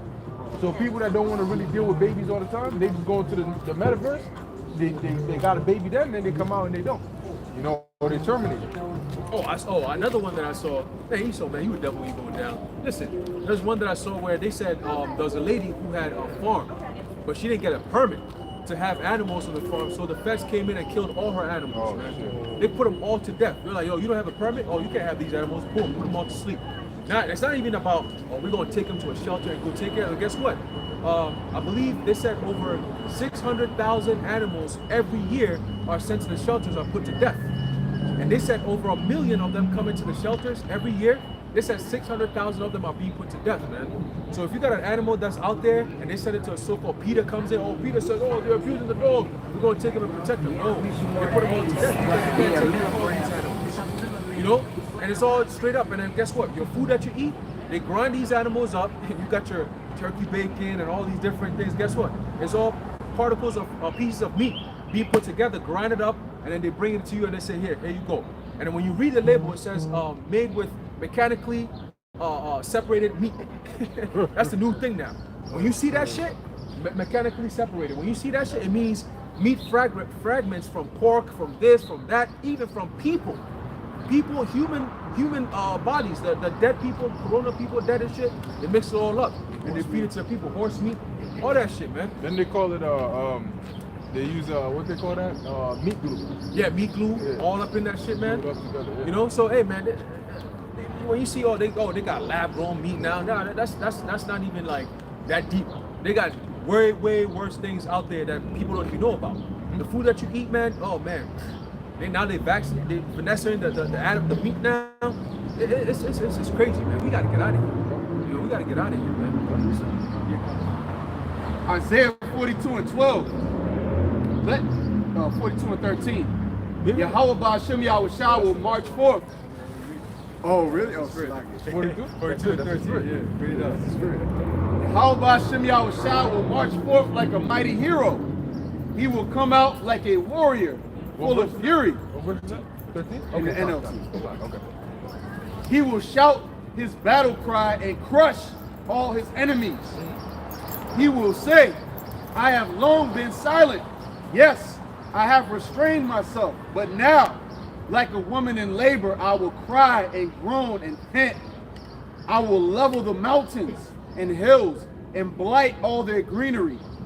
I will turn the rivers into dry land and will dry up all the pools. Now also make your point, but then read that again in the KJV. That's a man of power. Yeah. That's a man who's coming to lay the order. You know what I'm saying? He doesn't give a fuck about, oh, this noise pollution, I'm not gonna make too much noise. Or nah. You read that again, Papa Shah? But hold on, remember when the KJV comes back, he's not coming back as a man, he's coming back as a god. Your God, right? That's God of war. Yeah. Playboy. That means he doesn't play by the rules of this world. You gotta understand that. Yahushua is not coming back to play by the rules of this world. He's not playing safe. He's not playing nice. He ain't playing at all. Man, yeah. You know? I will level the mountains and hills and blight all their greenery, if I may. The Lord is not even going to play by the rules, the laws of physics. Right. He's going to defy those laws. So which makes you think he's going to abide by your feeble UN? He's going to sit down at the table. You know, we'll have a communion, and no, we're going to, don't worry, just give my people some reparations. Nah, it ain't going to be like that. I fuck with you, Biden, but no cap, you're gonna need to give him some reparations. Let my people go. Come on, man. He Give might us not some- even speak English. He might just speak straight Hebrew to them. Yeah. He ain't even gonna speak to them. Yep. You know? I mean, you can imagine, why the hell would Yahushua want to even speak to them? You know? He's just gonna give them orders out.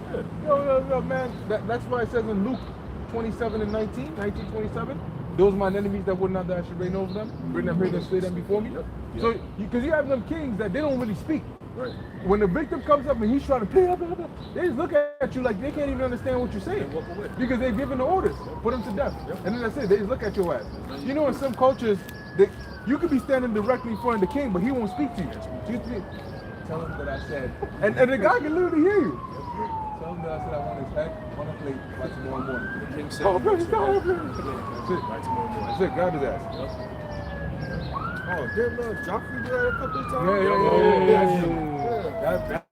See, that's Edomite right there. Still on season 2. You got a nigga like that, you put him in a pit, you just told him, boy. You tell him right there. Isaiah 42 and 15. All right.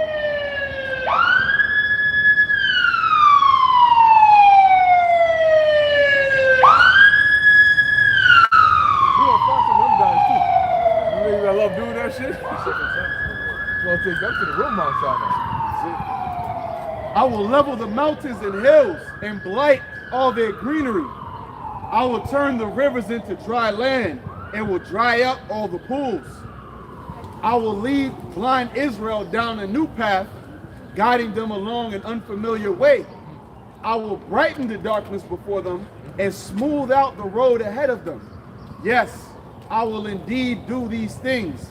I will not forsake them. But those who trust in idols, who say you are our gods, will be turned away in shame. And those idols are modern day the AI. They becoming those idols, man. Look at that. CNN poll said 66% of Americans believe another Joe Biden term will lead to disaster. 66%. Wow. 66.6%. That's 2/3. You know, and it's heavy because that's, again, those people are going to be part of the DHS is going to consider them domestic terrorists, man. You know, anyone who goes against the status quo is a so-called domestic terrorist. You just got to know that right now off top. All the plans they have in the background is, oh, you people are waking up to our agenda. Okay, you part of this. You part of this. You part of this. You part of this. Oh, you listen to them too. Okay, you part of this. So they're making war against everybody else right now, man. If you're not with the TG movement, if you're not with the homo movement, if you're not with all the stupid madness that's going on around the world, then you a domestic terrorist. They're coming for your ass, man. So you better get right. You got people who are on the fences and shit. Here it is. You got the truth, but you're not trying to bind to it. Well, guess what? That's on you. The Lord gonna have something for you. What you just read, you wanted me to bring it out in the KJV, right? There's a book of Isaiah chapter 42 and verse 13 and 14. It says, the Lord shall go forth as a mighty man. He shall stir up jealousy like a man of war. He shall cry, yea, roar. He shall roar. Now, real quick, that reminds me of the book of Maccabees. When it talks about, I think, the 3rd chapter, how Judas, it says, matter of fact, let's find that real quick. It says that he put on his harness like a giant, and now he was roaring after his prey like a lion. So you can only imagine the intensity. Imagine them guards when they see a man like Judas. So Judas didn't have to. He probably wasn't some short dude. He had to be one of them, big, tall, well-statured dudes. Putting in that work. That's it. Oh, that shit I was talking, what's up? Find their asses. I'm with the Lord, but how about Shenyang Shai? Where you're at? That's it. Y'all in our land, I'll give you till tomorrow. If I come back and you're still there, we're gonna have issues. Cut them heads off. Yeah, he was going in. Yeah, let them action speak. Right, and that struck fear in them Greeks, man. That struck fear in all of them. They were sitting there like, who the fuck is this? Yeah, whenever they heard his name, even up until Antiochus. He's like, what the fuck? Let's get that. And then we'll come back. I was going to say also, think of like the 300 movie. Those big, they were strong men. When they spoke, when they yelled, you could hear the bass, even the voice, spit and everything. When it came out. Leonidas. Now there's that scene. A brother put a clip together of it. It was like one of them spiritual power videos. And there was that scene of Leonidas when he was in the midst, or actually on the battlefield. And he had the spear and shit. He was stabbing people, hitting them with the spear. Freaking turned that shit and like launched it like a javelin. Now that is some real war. That's some dudes come, and then they run away and shit like no, real war is literally like, real war, it ain't gonna be like, all right, hold on, I got him. Let me go one on one. No, you got people coming from every side. And you gotta make sure you don't do no friendly fire either. Caught in the moment and shit. To be in war, man, you gotta be real skillful. Oh yeah. You gotta be very adroit. Your left hand, your right hand, your hand-eye coordination gotta be on point. You gotta have a keen sense of awareness, number one, and number two, anticipation. Okay, if I throw this left hook, he's gonna react right away. I could just back up and give him the right. If I do a pop, back up and pop, he's not gonna expect that. He's thinking, oh, he hit me, I'm gonna hit him back. That's his natural reaction. But a warrior understands that every step, every punch, every jab is calculated because it leads to the next, like chess. One move leads to the next. And imagine on the battlefield with the noise, right? Not even being able to hear your own voice. You hear the sounds of swords and people dying, and that's blood all over your face. You get cut and you might not even know. Yeah, you might not even know because of adrenaline. So, but the thing, and the most important thing is having a mindset that you got to kill him. It's either kill or be killed.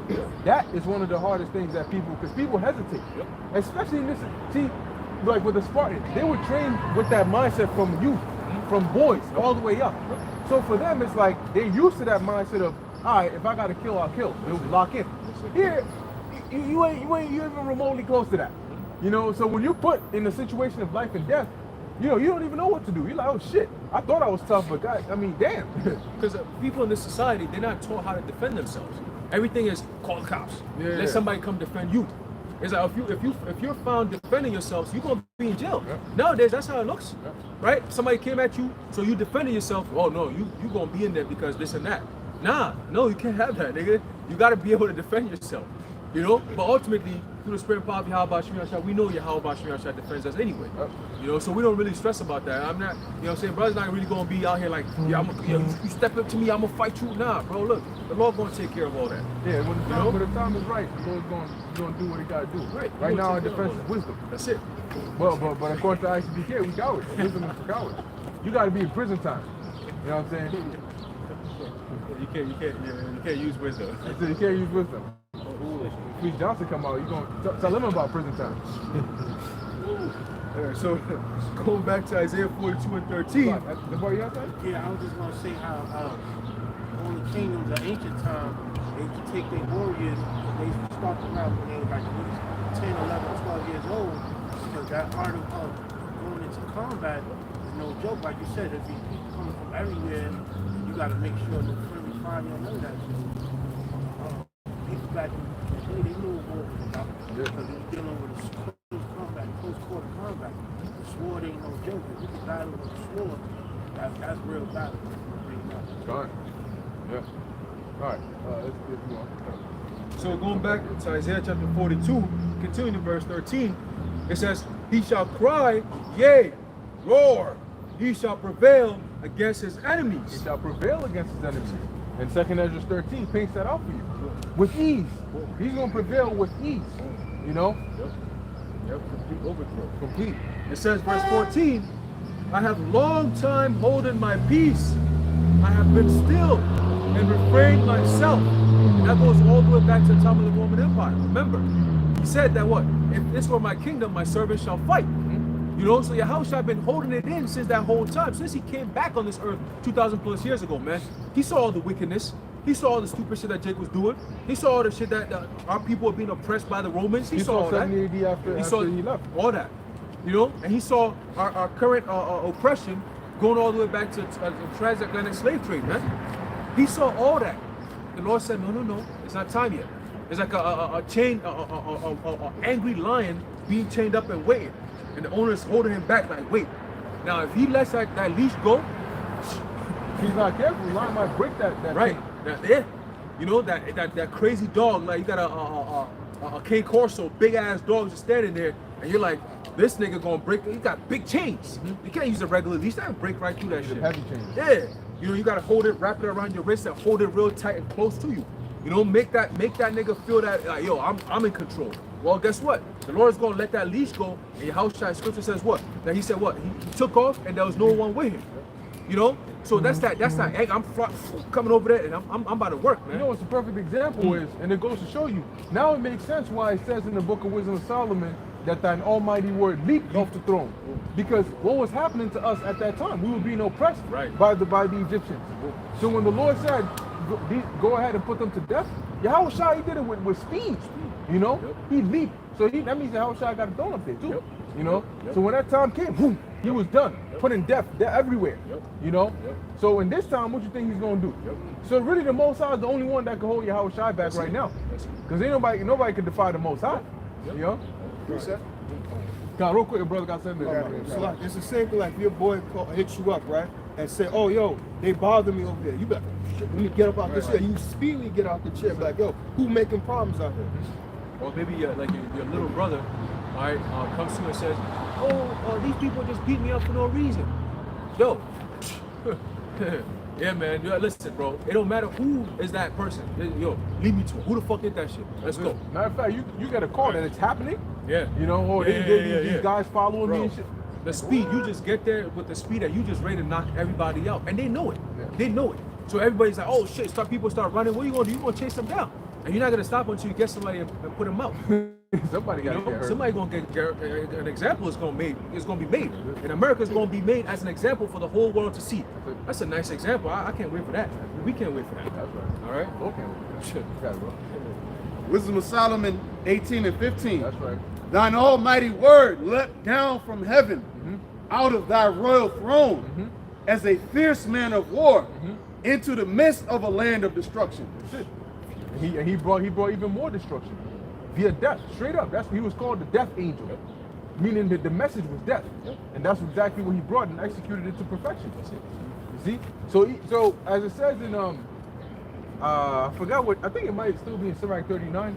At the bottom it talks about how their spirits created for vengeance, and in their fury they lay on sore strokes, and they appease the wrath of him that sent them. So even Yahushua, he's coming to appease the wrath of the Most High. You know, and the Most High said his spirit is going to be in that fire. So the Most High going to get down too. You know, he's going to intensify that heat. He said he's going to leave Israel in there and melt you. So a lot is going to be going on when the Lord returns, man. But man, oh man. I mean, the only thing that's going to keep us sane is knowing that he's coming on our side, Lord willing. Because you see a power that's scary, you don't even want to look at. You don't even want to look at his feet or his face. You know, you get paralyzed with fear. All right, did we finish on this? Oh, there's one more verse. Okay. Just connected with the brother I just mentioned too. And brought thine unfeigned commandment. So unfeigned is like nothing held back. Right. It says, as a sharp sword, and standing up, filled all things with depth, and it touched the heaven, but it stood upon the earth. That's it. So it was contained in a certain specific area. And it was made known to the Heavenly Father. It touched the heaven. The Lord finally saw. He's like, "Yep, I'm pleased. I like what I saw." You know, and that's the same thing that's going to happen in America. You know, and I'm going to go into it and see the shape of America and the shape of the altar. You know what I'm saying? It's heavy. Like, see how America's, because the Lord does that. You know, you'd be like, "Oh shit, damn, that's crazy." You know, Cauldron. the cauldron. Yeah, exactly. Going back to Isaiah chapter 42, continuing in verse 14, it says, I have long time holding my peace. I have been still and refrained myself. Now will I cry like a travailing woman. I will destroy and devour at once. That's the part I'm looking for right there. At once. See? Meaning he ain't going, like you imagine somebody that's hungry. They haven't eaten in days. And you put food in front of them. I'm telling you that they're not going to stop. Can I get a pork piece? And then put the bib on and then have that little, you know, that little tiny small eating shit. Fuck that. They might just eat it with their hands. Because they're hungry. Like dogs. You know, when dogs are hungry, before you even put the damn ball down, they're already. Right. You know? So Yahweh Shai said he's going to destroy at once. He has to let out that initial rage and anger before he calms down. And he ain't gonna calm down till this place is a desert. And then the rest of the world has been conquered and put under his feet. Yeah, it's perfect. The perfect example, the perfect weapon to describe the Lord's anger is a missile.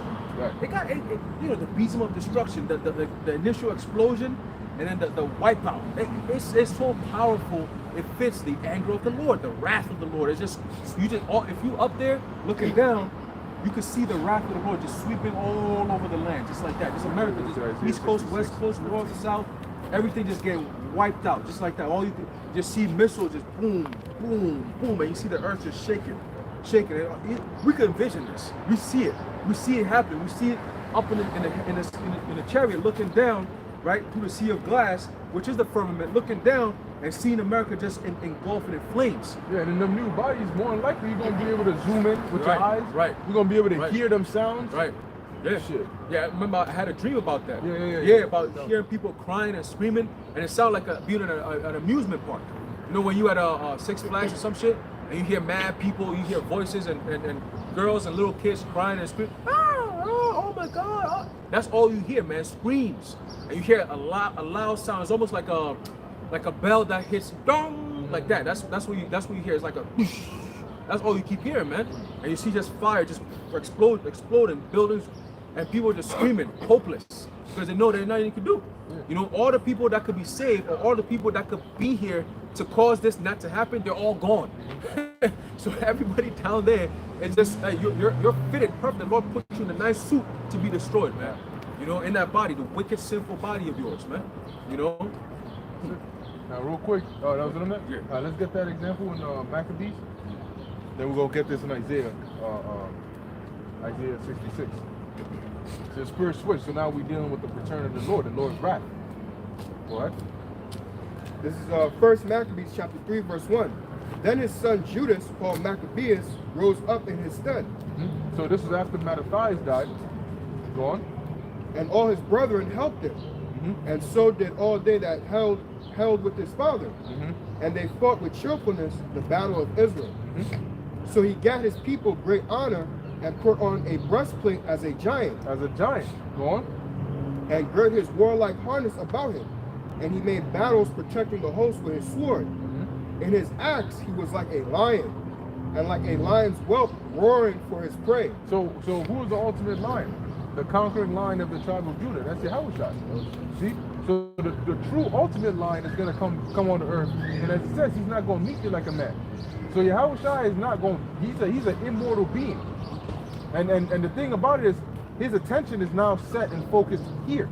He's locked on here. And you are his number one enemy. Starting with you, Esau. Hey man, I mean, these other nations gotta also remember this too though. That this Yahushua that we're talking about here, remember, go through our history of Israel, go through the scriptures and all that. Think of all the things that King David did to these other nations. Think of what Judas Maccabees did to these other nations. Think of all these men of war that did all these things to these other nations with ease. And now you gotta think, oh man, we're talking about the king of all these men. He's the King of Kings. He's the one who's coming down to wage war and to bring that destruction upon this place. So, I mean, what chance do you stand? The man himself is coming down to make war against this place. What chance do you really stand, man? That's why we're so confident in what we say, because we know how this game ends. We know how the story ends. We know how the movie ends. And Esau, you know that too. You see, trying so hard to convince the world that that's not going to happen is a futile effort. You see, because guess what? At the end of the day, everything we're saying keeps coming to pass. Everything that the men of the Lord keep saying keeps coming to pass, man. And then up to and including the MOTV being mandated upon the face of the earth. Because guess what? That's the talk of the town right now, man. The MOTV, because that's the next major prophecy. You see? And we've been knowing that this is going to come. Now we're excited because it's coming faster than we believe. What's that, Romans 13:11? You know what I'm saying? So we're living in those last days and people don't even notice it. It's amazing because, hey, Wadi Yahbashim Yahushai for giving us the spirit to see these things and to understand these things, man. Watching for those signs, you know? Right. This is Isaiah chapter 31, verse 3. It says, now the Egyptians are men and not God, and their horse is flesh and not spirit. When the Lord shall stretch out his hand, both he that helpeth shall fall, and he that is hoping shall fall down, and they shall all fail together. Now the helpeth is the one who offers the help, which is going to be Esau, and the one that's hoping is the one that's receiving the help. Right? Now this is the point of verse 4. It says, verse 4, for thus hath the Lord spoken unto me, like as the lion and the young lion roaring on his prey, when a multitude of shepherds is called forth against him, which the multitude of shepherds is going to be Esau when they bring those armies against the Lord, right? Because imagine shepherds protecting their flock, right? And they're trying to sway the lions away, just like what David did with when he was, I believe he smote a lion and a bear, if I'm not mistaken. It says, he will not be afraid of their voice, nor abase himself for the noise of them. So shall the Lord of hosts come down to fight for Mount Zion and for the hill thereof. So when the Lord comes down, when Esau brings his armies and things like that, that's going to be like what? The shepherds scream and say, yo, get out of here, move, move. No, the Lord's not going to be afraid when he sees that coming. He's going to be like a lion. You know, when the lion comes out, what do? They roar. They give out that, you know, the whelp. I think it's called the whelp. You know, they roar at their enemies. So that's how the Lord's going to come. He's not going to be afraid when Esau brings out his army. He's not going to be afraid of anything that Esau comes out. Like the scriptures say, the righteous are as bold as a lion. We see how lions operate in the jungle. They don't question. They don't answer no questions. But they don't need to be questioned by nobody. You know, they come in and they do what needs to be done. A lion is not gonna, you know, just kill just to kill, unless you're in his territory fucking around. Then you find out. You know, but normally they kill to eat. You know what I'm saying? So ultimately, the Lord is coming down to what? To make that sacrifice to the Lord. You know, to Yahweh. You know what I'm saying? That's why it's taking so long, because it wasn't time to eat yet. But now it's been 2,000 plus years. He's really hungry. You know what I'm saying? If you haven't eaten in 2 days, yeah, trust me, you're gonna tear that food up. Trust me. You know? Lion is the top of the food chain. Right? It's an apex predator. Nobody else is hunt. Nobody can hunt the lion. So therefore, that shows you the impeccable defense of the Howard Shah. Nobody could counter, react, or even try to plot on him because he's the king of the jungle. And I would be a fool to try to go up against the top of the food apex predator. You know, the top of the food chain. Yeah, that's a good point. And being a fool is part of Esau's nature. You know, Scripture says, "Well, the fool has said in his heart, but there is no God." Right? I believe Psalm the 10th chapter talks about that there is no. There's no thought of the Most High in their minds, in their hearts. You know, the Most High is not at all in their thoughts, right? So that's a fool for you. You know. Yeah, I think it's low battery, right? It's plugging that battery. Yeah, it's still on. It just dipped. There was more on that? No. All right. Now, real quick, let's get Isaiah 66 and 15. All right, going into what the Lord is going to do. All right, he's going to bring some major destruction. And there's a scripture that says that the righteous shall be quiet for fear of evil. Because that's how, listen, man, ain't nobody that's of the elect that's getting delivered is going to open their mouth and say, oh, but what about him? No. Everybody's going to be quiet. You know what I'm saying? So seeking your own salvation with fear and trembling. That's it. That's it. So if you ain't going up, that's it. I mean, shit. I'm just glad that Lord, I'm going up. You know what I'm saying? Gotta plug it in right. That's like Lot's wife looking back. Yeah. Yeah. See why Lot didn't look back? I was. Now I forgot where. I think it was. I forgot who said it. I think it might have been the Elder Yashawan, but basically how in ancient Israel you had the part of manners and customs. The man walked ahead of the woman. So it wasn't like today where you got the woman is on the horse and the man is. No, he walked ahead. So it's likely that Lot walking ahead, everybody was given the same command, but when his wife turned around, he's looking this way. He knows he shouldn't turn around. So if it was the case that he was ahead of her, he wouldn't have even seen her having turned around until they were in the clear zone before, you know, he realized that she got what came to her. You know, Lot wasn't an idiot. So if his wife wasn't there with him at the end, he knew that obviously this chick done turned around. And you can probably imagine her loud ass mouth talking all that shit. Oh, we gotta leave right now. No way, Lot. We really think we should. And then boom, all of a sudden it's quiet. Oh shit. Hey, but you know what's spiritual though? She probably has to be a sodomite. From Somebody Sodom. from that, yeah. Possibly. I'm just speculating here. Because it didn't say that Lot got a wife from off of his family over there. You know? So maybe that's why she was all up. You could consider her a woman of the world. Maybe one of the decent ones that he could find. You know? That's why the Lord said, remember Lot's wife. Yeah. You know, because it's going to be people who going to be in the same lot as Lot's wife. That's it. You know? Get that? Yeah, come on. Isaiah 66?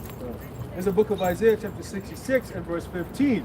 It says, for behold, the Lord will come with fire, with his chariots like a whirlwind, to render his anger with fury, and his rebuke with flames of fire. So the way the Lord is going to let his anger be known is going to be with fury and fire. And that's mainly going to come by way of those chariots. All right, as well as those nuclear missiles. Okay? Go ahead. It says, verse 16, for by fire and by his word or sword will the Lord plead with all flesh. And the word plead there goes into judge. So the way the Lord is going to judge all flesh is going to be with fire. Now, the elect are going to be exempt from that. Pursuant to, let's get that real quick, Revelation, what's that, 20 and 6, or 20 and 5. So the elect are going to be exempt from that, but the rest of the world, they're going to get that heat. Primarily here in America. Okay? And also the land of Israel. But they're going to get that heat here in America. There's more on that?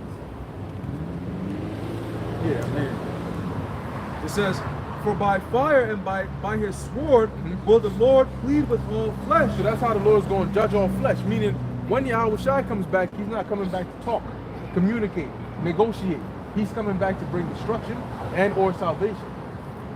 It says, and the slain of the Lord shall be many. Slain means those that are killed. Yep. So the Lord's going to put to death a lot of people. Put it straightforward. The Lord is going to put to death a lot of people. And that's what the prophet Isaiah saw. That hasn't happened yet. When the Lord came on the scene 2,000 years ago, he didn't put anybody to death. So when is that prophecy going to be fulfilled? When is the many of the Lord that are going to be slain going to be fulfilled? When is he going to use fire to destroy them? Because if it was 2,000 years ago, why did he stop the sons of thunder from calling down that fire? When they said, Lord, let's smoke these niggas like Elijah did. What? Revelation chapter 20, verse 6. Blessed and holy is he that had part in the first resurrection. Now it says the first resurrection, and that's really going into, which is spiritual, right? Because technically, the first resurrection is going to be when Yahweh Shai comes back. Because what the Apostle Paul says, the dead in Yahweh Shai shall rise first. They're going to be resurrected. But you also going to have those that are dead, that didn't die in Yahweh Shai, that are also going to rise. And that's also in Revelation 20, I believe we're on the 15th verse on down. Okay? But this here is referring to the elect. The first resurrection. Go ahead. Verse 6 again, it says, blessed and holy is he that hath part in the first resurrection. On such the second death hath no power. Right, because the second death is going into that fire, that nuclear flood. And that's going to have no power over them because the Lord has exempted them. Their names are written in the book of life. So they ain't going to die by way of nuclear destruction. Go ahead. But they shall be priests of the Most High and of Yahweh Shai, and shall reign with him 1,000 years. They shall reign with him 1,000 years. So when Yahweh Shai comes back, he's going to deliver his elect. They're going to get beamed up, and they're going to be made priests, kings, rulers. And that first 1,000 years is going to be a crucial period, like a reconstruction period, putting everything back in order, setting the foundation. And after that, everything is just going to go off of that. Smooth sailing. So, you looking at something? I had a couple of precepts, but What we got? Yeah, we almost close to like 4 minutes. I got something too. Yeah, bring it up. John 12 and 47. If any man hear my words and believe not, I judge him not. John 12 and 47. And if any man hear my words and believe not, I judge him not. For I came not to judge the world, but to save the world. He that rejecteth me and receiveth not my words hath one that judgeth him. The word that I have spoken, the same shall judge him in the last day. so ultimately, Yahushua, the true judge, is going to come down and set that righteous judgment upon the face of the earth, because clearly the judges of this world have fucked up, right? What's that? Job 9:24. The earth is given into the hands of the wicked. Yep. He covereth the faces of the judges thereof. That includes Yahushua, man. Because who's the image of the so-called Messiah that they have today? They got a so-called white meat over there, man. Cesare Borgia, right? But that's not the image of Yahushua himself. So that's also what? Identity theft. When he comes down, that's something he's going to judge these devils for, man. You know, for what they did to our people, right? Taking the image of the Israelites and putting the Amalekites over there as the children of Israel. Huh? Defiling our land, all these different things. Do you know how powerful the land of Israel is? And guess what? These devils, the worst of the worst, are in that land, polluting that land constantly, man. Do you know how Yahushua was born in the land of Israel? Yep. Okay? But guess what? In the land of Israel right now, they got the biggest sodomite parade happening over there, man. What do you think the Lord is going to do when he comes down? Let's get that. There's a book of Isaiah chapter 34 and verse 5. It says, for my sword shall be bathed in heaven. Behold, it shall come down upon Idumea. Right? You niggas think you can hide away, call yourself so-called white, call yourself everything upon the face of the earth except Edomites, man. You've been identified. And the Lord is coming down to judge you devils, man. All right? For all the abominations that have been done in the midst thereof, because you are the judges who have overseen the abominations that's happening upon the face of the earth, man. So when the judge comes down, he's going to question, who the fuck was in rulership? Who destroyed this earth, man? Right? The scripture says what? He's going to destroy them that destroyeth the earth. Okay? It says what? And upon the people of my curse to judgment. The sword of the Lord Yahweh is filled with blood. It is made fat with fatness, and with the blood of lambs and goats, with the fat of kidneys of rams. For the Lord Yahweh hath a sacrifice in Bozrah. And that's going to be them people. The kidneys, because that's what you would put on the actual altar and burn to the Lord. Yep. And that's going to be them people. Yep. Lambs and goats, all that. Rams and all that. That's it. if I may add, I was just meditating on that earlier, how America's the most obese nation on earth. And all that fat is like, it's fuel, you know, as fuel for that fire. So the Lord is fattening you up for that judgment. And like all these people individually are going to just burst into flames when that time comes. The fatter you are, you know, the more you're going to burn. The more sacrifice you're going to give. Continue, it says, and a great slaughter in the land of Idumea. Okay, so the land of Idumea is America, Babylon the Great. That's why this place is known as Babylon the Great, the greatest place of confusion. Okay, but Yep. Anybody got anything else? I think I might have one more. All right, we'll close it off on that. It's the book of Isaiah, chapter 27 and verse 1. It says, in that day, the Lord Yahweh with his sore and great and strong sword shall punish Leviathan, the piercing serpent. And this Leviathan is talking about Esau, Edom once again. It's just another title for them. Yeah, you All go right? back to Revelation 20, it talks about the old serpent. Yep. That's referring to him. Satan, the devil is Satan. Yeah, that crooked serpent. Crooked serpent. Yep. That's why it says that the spirit is not upright in him. So he's crooked. It's crooked. Yep. Meaning he's perverse. He ain't straight. He ain't straight. Right? Yeah. Yep. Yep. He's right. Exactly. He says, even Leviathan, that crooked serpent, we just mentioned that, brother quoted it, and he shall slay the dragon that is in the sea, right? So ultimately, Esau Edom is that dragon, man. Oh, yeah, and it tells you that in Revelation that the horse sitteth upon many waters. Many waters, The exactly. seas. Boom. Right. So America, you're done. You're through. All right. The rulers of America, you're done. You're through. Esau Edom, you run this world. You're done. You're through. Your empire is done. We don't care how many World Economic Forums you have about us and your plans for the future. Guess what? Your future is futile. All right. It's bleak. we don't see Esau ruling for much longer. This is it. And it started back in the 70s. So you've really been on borrowed time. You know, the moment the Israelites woke up to who they were, your New World Order was done. It's over with. Forget about it. Stop trying to change it. First you call it New World Order, then we call onto it, then you call yourself, we call it the Global Reset. We call onto it, now you calling it what? Sustainability, agenda this, agenda that. Listen, it's over with. It's done. You know, wipe your hands and go sit in a dungeon somewhere, in your bunker somewhere, and wait, because we gonna come see you niggas. All right, for all the shit that you've done. And guess what? A lot of people are waking up now. You got people coming up and talking about, yo, the past 3 years, this is what they did, and the truth is all coming out. So now your next tactic is what? Oh, let's label it misinformation. First it was a conspiracy theory, now it's misinformation. You devils is through, man. You're done. You're tacky. You're The done. scriptures say that is wisdom no more in teeming. Yep. You know, it talks about how the wise men of Pharaoh Brutus become Brutus. So all the counsels he's so through right now. All the counsels are pretty much not working. You know, Numbers. Hey, call this nigga again. call them demons. You know, demons ain't coming The through. demons like, yo, how much you want us to? Nah, fuck That's that. it. You got Yeah, nigga, you are, you know. Yeah. Now you've seen the true colors of Satan. Now Satan's gonna turn you back and be like, listen, nigga, yeah, this whole time I was fucking with you, I was working with you, but guess what? I was taking orders from the man who's coming after you. Because when they need him most, she ain't gonna pop up, but he gonna start laughing. Yeah. You know, they say, all right, so remember the plan. We got it all set. We're ready for the sacrifice. He just gonna start laughing. Nigga, well, you are the sacrifice, motherfucker. You know what I'm saying? You retarded ass niggas, man.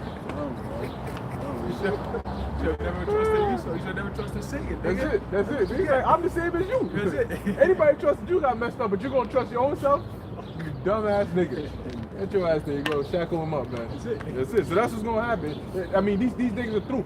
Yep. You know, they're through, beyond through and through. Anyway, we all. Yes, sir. I was gonna add one more thing to his brother. Going into the enchantments of Esau, the enchantments that he does is so easy to see through. You know, like they come together and Satan be giving them these dumbass ideas. You know, like, oh yeah, this is what we're gonna do.